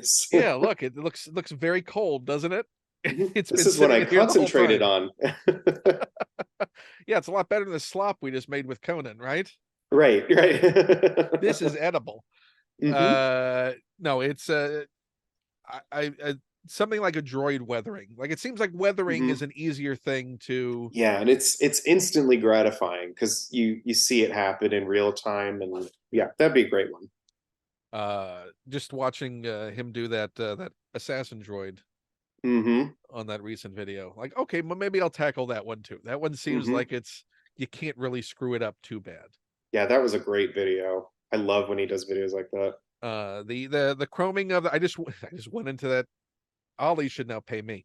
Went into the store and they had a fresh shipment of the C3POs Mm. at the $8, and I was thinking, what, maybe I could try another one. What else do I want to do? Well, maybe I'll get the gold chrome pen and see how a shiny actual Hmm. C3PO looks. Hmm. Yeah, So you know, I don't even have the Hasbro C3PO because I have the Bandai model kit so now that like is chromed. uh, and how does that has that held up well? Has that had any chrome chip off, or Not at all. It's beautiful. but you're also not, not playing with it. You're not like doing back That's true. I'm battle also of a scenes. certain age where I'm not in a sandbox with him. Yeah, you get it out and it goes on the shelf carefully. Mm-hmm. It's And I not pick you him going, up, oh, pose and how many times did admire. I move his arm up and down? Mm-hmm. Uh, so what is your number two choice? Now we're Okay, to the number top two. two. So number one, you said was a clear number one. Yeah, yeah, he's still over there. They're So, still over there. so you're number two. Number two, and it might be a little because it's so topical, but I'm going with it anyway because he's on my mind. My number two is my custom Balin Skoll, who is a Kylo Ren Last Jedi base for the height. He's so much taller So than I thought. here he is next to Ahsoka. About the same height. Yep. This rings true with how they are in real life. This is the like kit of the year by MJB Customs. He designed the head, and he designs and sculpted the head, the shoulder armor, the gauntlets, the expressive hands that can hold or be gestured. There's like a force push or force pull, a choke, a fist, an open, relaxed. He designed all the hands for it. The belt, including the strap hanging down, front and back of his torso, and lightsaber. And I'm gonna get him off the. So this is a soft goods cape that I made for him, and I whipped it out really quickly. It's missing the leather strip on his hood, but it's a all natural silk. You can see how you can like see my reflection through it almost, Yeah. and it's So just it's almost like a scrim sort of fabric. but more solid. It's only because light's coming through. Right.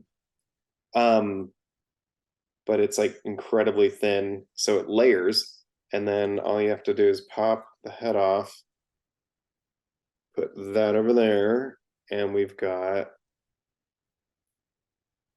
just his traditional look without the cloak, whole Peridia look.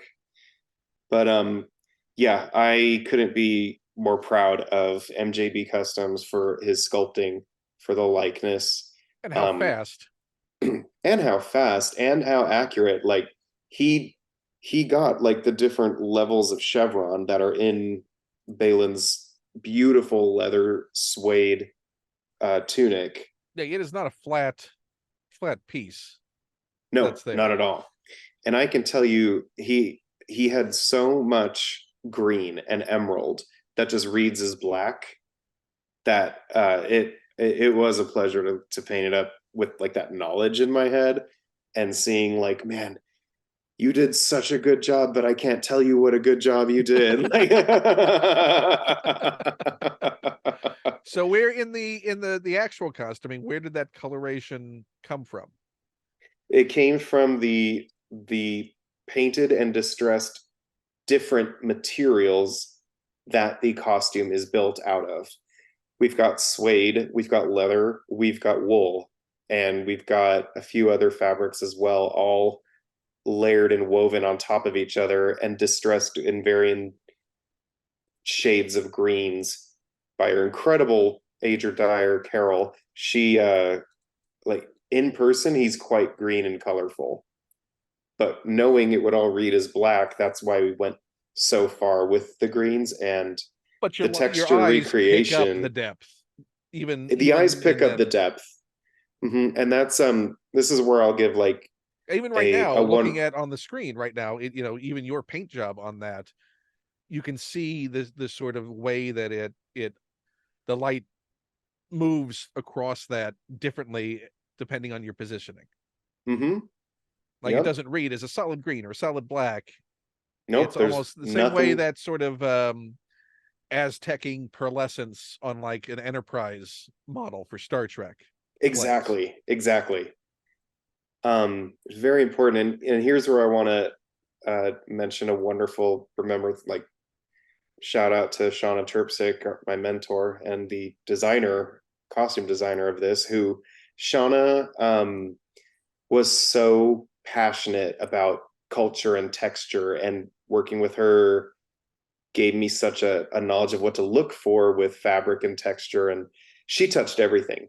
She touched absolutely everything you've seen on any of the 4 shows that she designed. And it was always like, go further with the texture, go further. And like to put like an emerald right here meant a lot to Ray. And she was such an inhuman Hawkeye for texture and detail and color that she is a huge reason why Balin in the show has so much depth and presence, because it's all artfully put into his outfit. And I mean, when these costumes came out, I'm like, these are instant classics, and I'm thrilled that MJB made a kit available so quickly for it. But yeah, that's my little, he's on my mind a lot right now. I mean, it's incredible. So what is the base of that? So you talked about the Kylo Ren legs. Is there anything like, what does the kit include, and what do you have to bring to the kit? Like when you're tackling something like that, what is you what are the get elements? your Kylo Ren Last Jedi, has to be the Last Jedi version, because that has the waist joint. You get him, and this was a Marvel's Wong skirt and the kit, and that's all I needed fodder wise. The kit includes belt, the front and back of his chest, the shoulders, the gauntlets, hands, and head. So from And start saber. to finish, as soon as that arrived, how long did it take you to finish product? Yeah, he was about a couple days.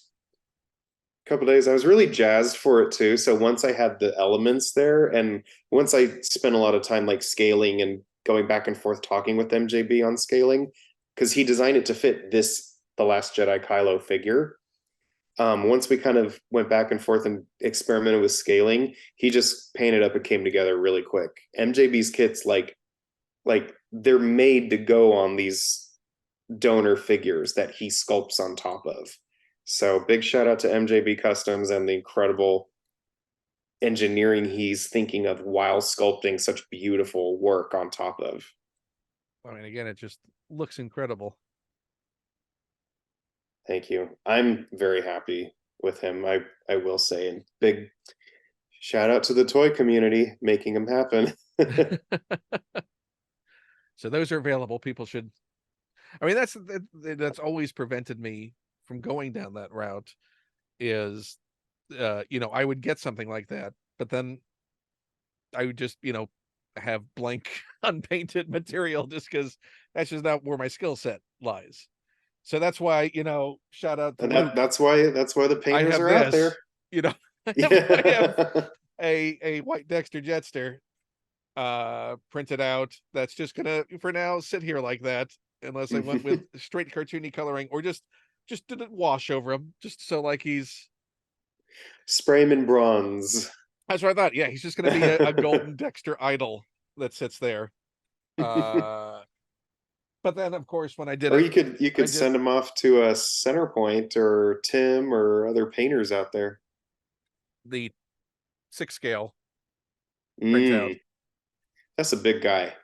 It was a long, I think it was a week-long print, Jeez. but it was a filament. This is all filament print.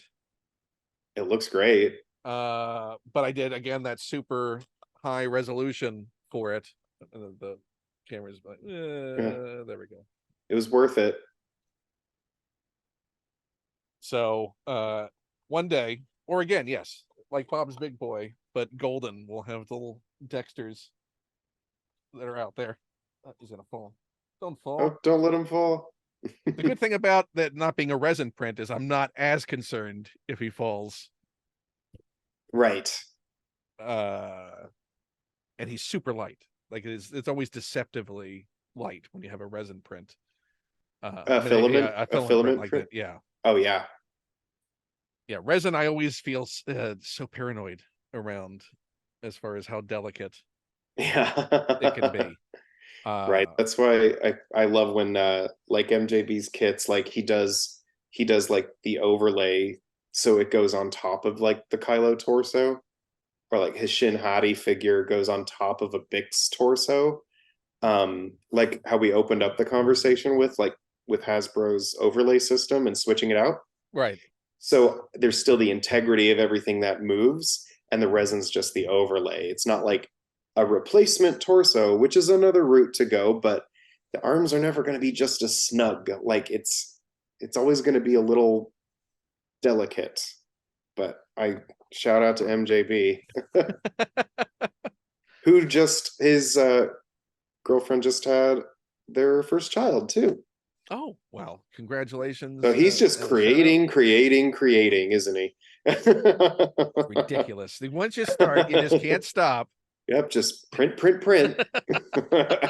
That's how it's done, right? It's just set print. That's how I'm told. Yeah. Somebody out there knows. Yeah. You can fill us in the comments. Yeah. So you said your number one choice was far and away instantly is always going to be your number one choice. Yes. So on a level. So here's number two. Let's say how much of a gap was there in how assured this was of being your number one choice? Well, I knew this was number one, and it never wavered. I have a personal connection to this design, and I'll explain, but it is my custom Night Trooper figure. And he is a Bandai model kit base, which is my favorite Stormtrooper base.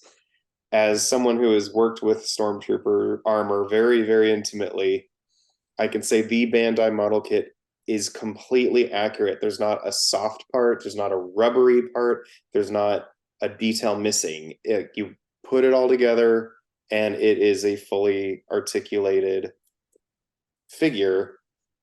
But every piece is like its own engineered separate piece. The eyes are like a separate green lens, and it's just kind of, there's effects in it that you can't get if it's all one molded piece. Because of the way again, the light hits it and reads differently with a depth. Mm-hmm. Like if you're looking at his lenses, you can see like the deep shine in his lenses. That's just inherent to the the Bandai model kit Trooper, because it is its own separate green translucent piece for the lenses. And they're so fun to build. They scale perfectly with Black Series. And then what got you back into collecting, you said, was the model kits. Bandai model kit Stormtrooper, yep. I started my time in Star Wars by dressing the Stormtroopers in Mando 2. So I was out there in the canyons, wiping off poison ivy, poison oak from their armor, and making sure their cod pieces were strapped in. And I never get sick of them. I never get sick of them. And when we did Imperial, or when we did, witch flavored Night Troopers, it was like my greatest tastes all combining into one. And I'm thrilled that they seem to have been very well received. And I admit I did have this custom ready to go for when the episode dropped. I thought it was up very fast. It was up pretty fast. It's I don't usually flex that muscle a lot, but I remember fondly working closely with Shauna Tripsick, doing the fittings for them, and like she had so much beautiful natural red silk dyed, a very specific Night Sister red, and we would agonize over like how wide the strips should be, how to make them unique, how to make it not look like a candy cane, which it could real easily, but we would make it look like it's somehow growing out of this back panel of the armor to go across his. If you see like his torso here, it looks like the fabric is growing out of this back panel, and that is what goes across. Well, making it look like a practical application, a functional practice. Like this was, in whatever the in-universe was, the use for that, how was it practically applied to achieve what it needed to do structurally, or exactly, as opposed to we're wrapping him like a mummy for funsies. Yeah, yeah, there was a much thought and care put into every one. And so it was a big swing. They're very bold look. Them and Enoch are very bold looks. They're a very big swing. And I think I'm very happy with how they turned out. And I think they were received very well. I love seeing people's customs of night troopers because there's no wrong way to do it. Follow a few rules, but have fun. Like, go for it. So I what are the love seeing what rules? people have done. What are The the rules in your rules, mind for it? the rules are that the wraps are never more than a certain width. They never cross in direct X's, and they should look like they come out or over the edges, So they're layered into the armor. layered into the armor. But outside of that, have fun. So how Go many nuts. different variations on set were there? Like how many variations did you all do? I mean, there had to have been Because obviously it's a massive scene, over but 30, that isn't all practical. over 30, over that, because there were also stunts. Is there any of the on screen that you can look at and identify like that piece right there? That's a piece that my hands laid that on. Well, all of them. Is that, but is there one that like has a special, like if you like you're taking that model kit, did you recreate a specific look that was more I important to you did. than I did. Yes, I absolutely did. There's only one that has this teardrop of red coming out on his helmet, and that's an actor named Michael who I'm friends with, and he has that teardrop going out on his helmet. So I recreated his helmet and limbs with the chest of a specific stuntman's. Just because they meant a lot to me. And there's a few more. When I get more time, I'm going to make more of our night troopers, and they'll all have like a special little "that was you, that was you, that was you." So more to come with these guys, but I also used actual gold leaf on his gold parts. It's not paint, and his gold leaf it worked ridiculously well on this model kit. You can see how much more it pops because it's real gold metal than right? You're paint not trying to than fake a gold look. right. Like it's real gold metal on the plastic, and it works ridiculously well. I encourage customizers to try out gold leaf if they do a night trooper or an Enoch, because it's very much, it's, don't be intimidated by it. It's very much in our skill set. You just layer the liquid adhesive down on it, let it dry, and then you take the sheet of gold and you plunk it on there. Use a Q-tip because we're a small scale. Use a Q-tip, and then the rest just pulls away like butter, and there you got it. Seal it on there. Do your washes and stuff on top of it. Have And it fun. still retains that luster even with Mm-hmm. the Yeah, even this is after a washing and a matte seal. And I did add some gloss back over it, but that deep metallic luster you're seeing pop is all from the leaf itself. So how at that scale did you do the color matching for the ribbon? Oh, just mixed it. So it was just Just mixed. by eye knowing what the Maybe.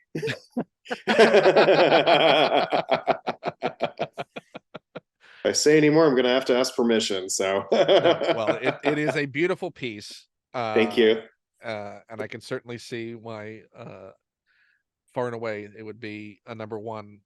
Um, but I was wondering if you could speak a bit more to, because I'm always fascinated by incredibly talented people and especially people who are unselfish about sharing that creativity and talent and knowledge. So I was wondering if you could give a little more context for one of those mostly unsung creators in Shauna who Mm. has unfortunately through tragedy, but thankfully ultimately getting an appreciation for the work. that she's done over many, many productions in many years. Many. But what did she mean to you as a mentor and someone to work with? Well, so as a costumer, I work for the designer, and we're a team to make costumes happen. And I had first met Shauna a few years before Star Wars on a movie, and immediately we just got along really well as artists. And she it was a movie involving a lot of like period like pirates and a lot of like jewels and a lot of layers and luscious painting, and I was struck by how much she speaks like an artist. And she just kind of she kind of freaked me out with how great her hawk eyes were for small details. And she approached costumes like you would talk about painting, like, or even like you would talk about music, like flow and movement and stuff. So we had a great movie that we did together, and then you work on other projects, you work for other designers, you work on other shows, and But it's not a large community. It's a community where it's really basically not. you pretty much know who everyone else in the community in some form or fashion. Yeah, you're always just a few degrees separated from everybody. And I did not know what Mando's code name it was being shot under was. So I didn't know what someone was asking me to join on her behalf. Um, they would say it's with Shauna, and I'm like, great, I'd love to work with her again. But I'm going to finish my current obligation. And only after that current show I was doing, I came there, and it was like, great, I'm thrilled to see Shauna again. Oh, it's Star Wars. Because this was Mando season 2 when she took over as costume designer. And that just like it was on from then through Ahsoka. And the thing I really want to get across about Shauna is how much of a fan she was of Star Wars and of like the 70s aesthetic with the Art Deco and 30s aesthetic. I remember she would always say, hike up those britches, because the Star Wars waistline is very much at the navel, like in World War II or the 30s, except for Han, or like, kind of more smugglery, swarthy characters like Imperials, very buttoned up, very high waist. And you could see something not look right on a Star Wars costume, and then she'd pull the waistline up and oh, now it's Star Wars. It's so weird. She knew how to pick a little detail to like tie it back up. She she had an eye for not just costumes, but an eye for people as well. And so like my family that she brought together on the Star Wars crew is we're in touch all the time. Like we're always in touch. We're extended family now. And it's a pretty big loss, and I don't want to go too much more into it, but she's just a very strong mentor who changed the trajectory of my career. Like I'm not just going to be on set anymore. She's instilled what a designer does in me and trusted me with that, and And had me. specifically asked for you to Mhm, be part of that team. I mean, that's mhm, a huge thing within any creative community as well, to be mhm. someone that someone perceives as someone they want to work with. Because Incredible. because Like you I'll can go the opposite direction and encounter people that you never want to work with again. yeah, I'll just, I'll be forever grateful every day that she saw me, and she pulled me off set during Boba Fett, because she saw something in me where she she knew I had like the childhood nerdiness where Star Wars was all just shorthand. Like you didn't have to explain what a Rhodian is to me. You don't have to explain what kind of a trooper that is to me. It's just in there. And so she brought me in during Boba Fett to build looks for background and aliens and stunts. And so I became part of her like design team, working in the warehouse behind the scenes with her.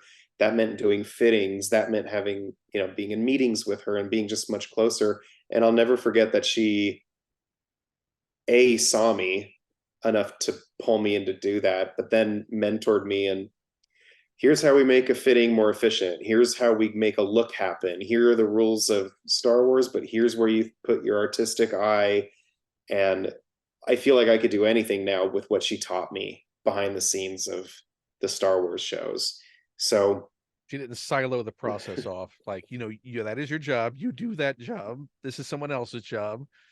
It was a far cross from it. pollination. Oh, far from it. Oh, it was with her, it was working in a living, breathing, like many-headed organism. We're a family. Because you've certainly encountered people that in any where they treat knowledge as a precious commodity that they've hoarded and want to protect Yes. for themselves, Yes. and not share these secrets or insights or anything they might feel is a threat to their position. That sounds a little Sith to me. A Jedi passes on what they have learned, and exactly. But that was Shauna. the beautiful collaborators who will invite you into a process or want to share it with you, and more excited, much like talking about this figure customizing of like, well, no, this is how you do this. This is the technique. Yeah.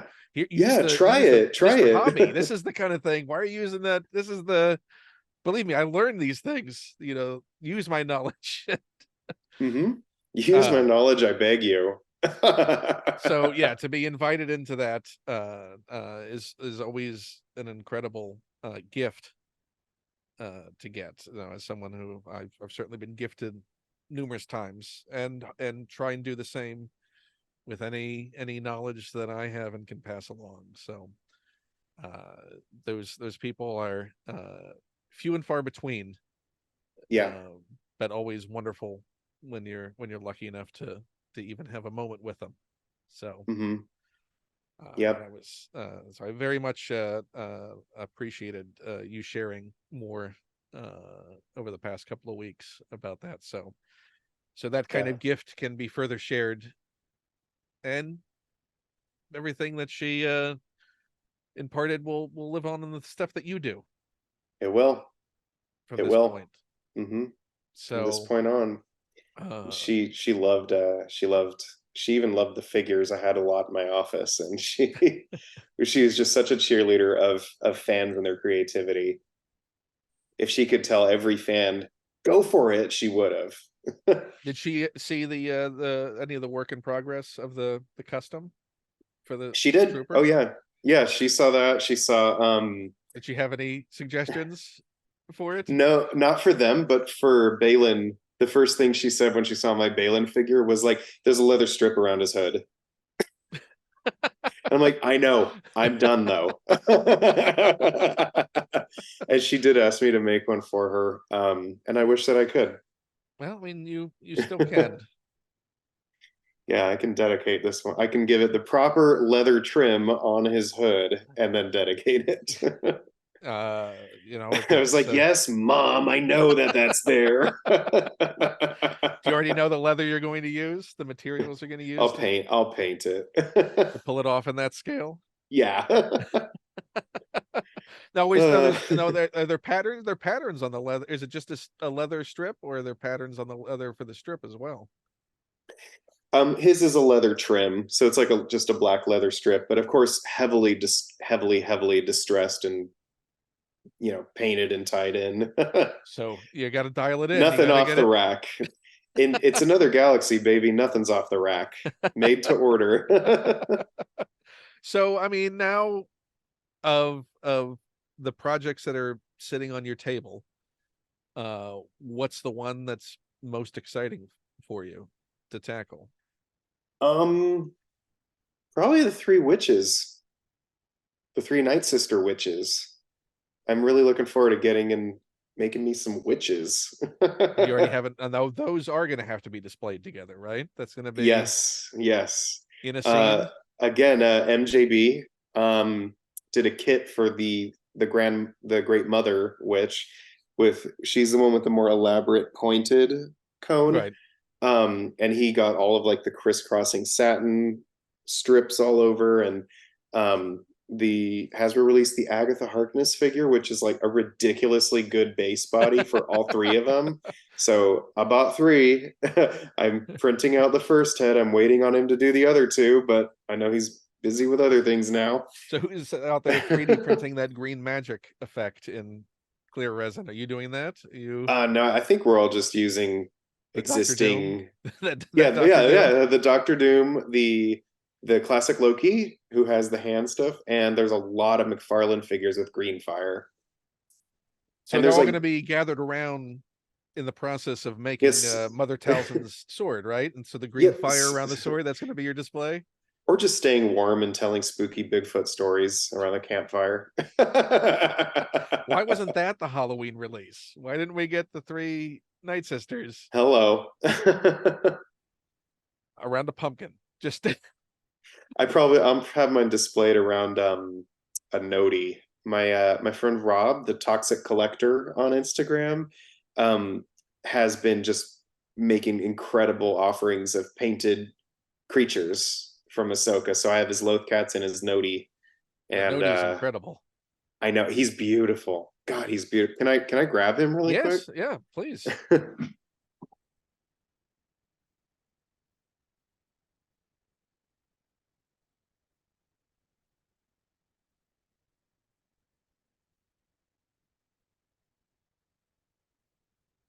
So this is Rob, the Toxic Collector's noti, and look at the metallic that he has done on his skin, and like all the little, Yeah, again, that sort of pearlescence we were talking yeah, about. that pearlescence, very lifelike. I'm so glad I don't have to paint one. I mean, I love them, but I'm much happier to have like another collector's artwork in my collection. What Like I well can look at it and be like, that's Rob, that's the Toxic Collector's noti, and I owe him a shin head. I mean, is there any character you look at that would be sort of one that would be a huge challenge to paint? That you're like, I'll do it if I have to, but I'd prefer not to. um, I'd prefer not to have to paint any more Ahsokas. So I hope that Hasbro It's so fixes the sad that that Laku. joy has now turned into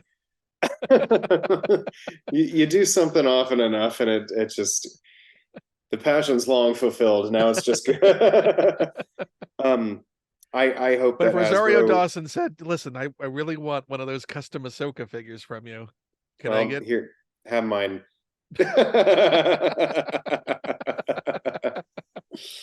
Gonna have no No, figures eventually.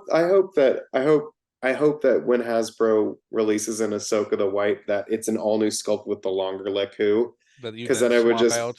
swap out. Yeah, it's literally one piece that just needs to be different, and I'd love it like with factory paint and flexibility, so I wouldn't have to do all of the stripes on it.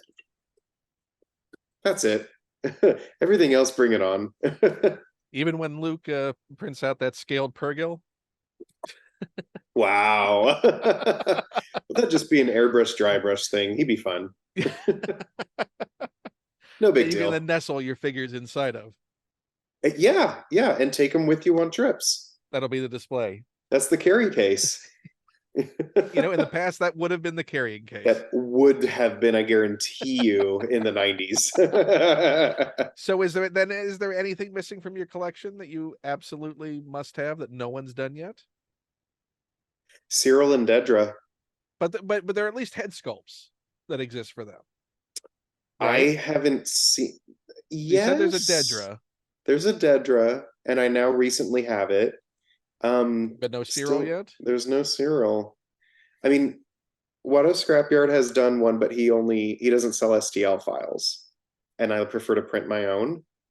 Um, and also we need all the Corvus, the Corpo gear sculpted for his the corpus armor look.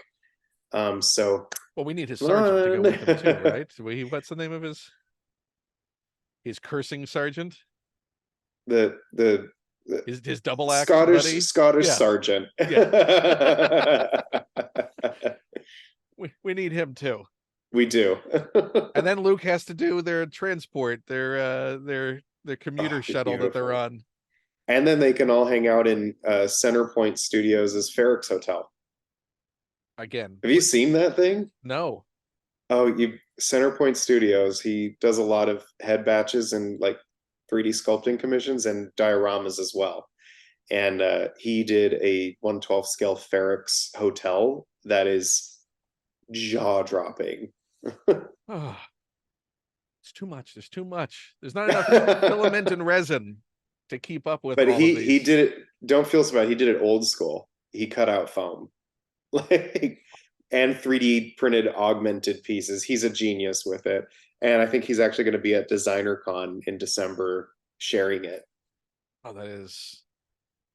I'm assuming that's something you have to drive in with. You don't risk shipping that or You drive it in, yeah. You drive it in and have friends with you. It's like those Lego creations that people make. Oh my god, yeah, it's exactly like that. Yeah, you It might don't be more trust that. durable than that. So Cyril, Dedra, anything that has no pieces whatsoever, that's not new media. Is there anything that we're gonna get a Baru? You're gonna make that Baru. We need to come full I'll make a circle. So Baru that has to happen. um Luke is getting started on his breakfast nooks, so we're gonna get the many breakfast nooks of Star Wars. Correct. And if I attempt another Radis, if someone would help me out with a Radis chest overlay so that it can be augmented, then Luke can do his commander's chair. We need to have that. We need to have it better than that. Where's my little Akbar figure they came out with? The TVC one. Do you remember that? The story behind that? No. They did the TVC. Well, I think they did the TVC, and he came with that, and it made no sense. I made him into a karaoke Akbar, which is why he looks. He looks great though. So they were going to have him come with his command chair, but they Mm-hmm. cut the command chair, but instead just packed him with the display unit that would have been plugged into the command chair as an accessory. I mean, So he has a weird. So it's just a weird accessory to have his. so he's got an iPad. So now he's given a nice presentation, or as I said, he's doing karaoke with his little. Got his mic Yep. going. That's a beautiful figure. It is, and the Black Series. Really happy with. Yeah, this is my. I don't have my classic one because he's riding Squirrel Girl Scooter right now, but the Force Awakens showman Akbar. I can hear him. This is the Akbar we needed. This is how we should have seen the life of Akbar. Mm-hmm. Let's get this. Where's his series? Yeah, let's get this animated series. Let's do Yes, please. the Secret Life of Admiral Akbar. He's falling over now.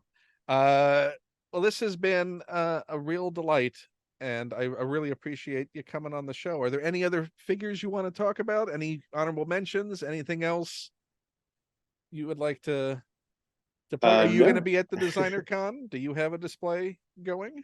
I'll be attending, but not displaying this year. But Did you I will display be last year. You've displayed at one of the cons, right? at WonderCon with Tim's Toys, and I would like to mention that Tim's Toys and myself will be at a booth at LA Comic Con this December 3rd. So we will be at a booth showing off our customs and having some for sale. Tim is working really hard right now on a lot of unconventional series. We're going to do a lot more than Star Wars, and we're going to be there in person, meeting people and sharing our customs. Yeah, folks again should go to your Instagram account because you do a lot more customs than just Star Wars, and they're beautiful. I've been enjoying the Universal stuff, the Monsters stuff. Thank you. That you've been sharing. Is there anything else outside that is a particular focus that you love that again is like A custom that isn't a Star Wars thing that you would love to eventually do or have that you don't yet have. Well, I just finishing the two Bride of Frankenstein doctors for the NECA Universal line was like lifelong dream unlocked, and I'm still like in the glow of those two I mad know I've seen the pictures. scientists. The pictures. I love them so much, and I they were made in collaboration with my friend Ted, who's Anime Ted on Instagram, and the portraits were sculpted by Blue D Sculptures, who's making quite a name for themselves because of their talent and their willingness to do so many niche characters that Blue D just knocked the portraits and the gowns out of the park. And I'm there's a few more like niche classic movie side characters that Ted and I have cooking that we'll be working on, and I'm going to be doing a few more Blade Runner figures to complement the Blade Runner series I did earlier this year. So yeah, there's stuff outside of Star Wars happening. I mean, they're all incredible. I'm waiting for you to start doing like Buckaroo Banzai and some of the other Never say unloved never. franchises that are out there. You know what is at the top of my list is I would love to do customs in like a NECA style of the Dune 1984 film, because those designs to me just pair so well with Blade Runner, Star Wars, like that era of like high concept 80s sci-fi and horror. And Right, that sci-fi aesthetic like of the I just would really love a stage 3 guild navigator in his tank with my Star Wars figures, or checking out a meeting with Jabba. Like that's something in my mind that's just Can you always already been see the there. position in your Jabba's palace back there where you would put a Dune figure? Absolutely. The navigator just folded space from Ix. Oh, I mean, there's so many design, speaking of like the alien designs from the end of Explorers, and there's so Mm-hmm. many things that have not been done. I also Mm-hmm. want a six. I would love an Audrey too from Little Shop of Horrors. Can That'd be somebody get on that? fabulous. Yeah, that would be fabulous. Somebody get on that.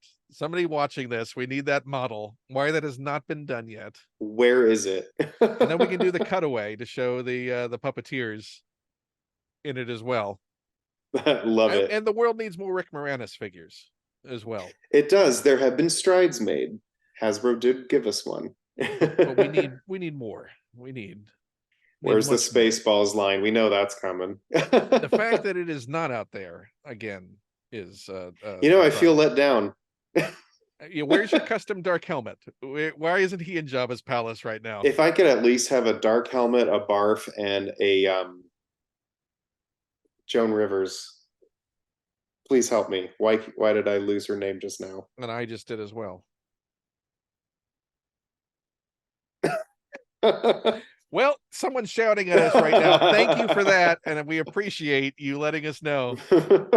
Thank you for letting us know. That was actually the quiz. Well done. You have won absolutely nothing but the satisfaction of knowing that you helped out someone in need. Thank you for that. Yes, thank you. It's all about the helpers. Once I leave the meeting, it's gonna pop into my head. Okay. Dot matrix. You won. Dot matrix. Phew. Dark helmet, barf, and dot matrix, please. Well, then we need a screw, and we need there's so many. Why don't we have now? Are there solid, yogurt? Are there solid Young Frankenstein figures out there? Sideshow did solid ones in like the mid-aughts. The six scale. Yeah. But nothing there's nothing 1/12 or 1/10. I mean, you got to finish off your monster display. I got to. Yeah, I do have a great. You can't do all the Frankensteins without. I do have a great Leslie Nielsen Dracula from Casting Cave. Oh, then again, you. And so I do need a Gene Wilder. And surely there must be. Is there a Willy Wonka out there? Has anyone done a good Gene Wilder sculpt? I think they're out there. I think Gene Wilders are out there. Someone yelling at us. Thank you for that information. Thank you so much. Letting us know. It really, really helps more than you can ever know. And again, so let's tell people as well, although they'll find the link in the description, where on Instagram should they find you? You can find me and my customs on Instagram at FredrixFigures, spelled Fredrix figures. All one word, all together. And in fact, in the name label beneath Frederick right now, you will see the I think it's over Over that there. way. There we go. It's over there, down there. Diagonal. People can see it. You'll see it. It's with an X. It's there. Go follow instantly. And you will also see the beautiful photos that he will post of his 5 choices. Will the Night Trooper be on display at LA Comic Con? Yes, yeah, he'll be there. He'll be packing some friends.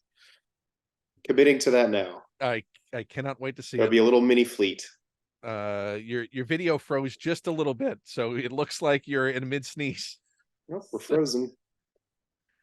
But that's fine. We're gonna end. I'm gonna end right now. I'm gonna say thank you to everybody. Thank you very much to Frederick. And please go follow him. Follow me, Ken Plume. Patreon. Oh, your video's back. Patreon.com/Ken Plume. You can support me. There's also an Amazon wish list below if you want to support in that way, or a tip link. That's there too. You can like and subscribe. That's what people say about these things. I don't know. It'd be helpful if you did, I guess. Who knows? Go find me in all the places that you could potentially find me. More episodes of Force 5 to come. There's also Open Chat, a live show where I talk with folks while I open Star Wars figures that I hadn't opened yet, and maybe some other stuff. And folks like John Hodgman and Matt Fraction and a whole bunch of wonderful guests have come on to watch me open Star Wars figures, because that's a thing. That's a thing that people do, I guess. So yeah, thank you again, everyone. Thank you, Frederick, and bye, Thank you. everybody.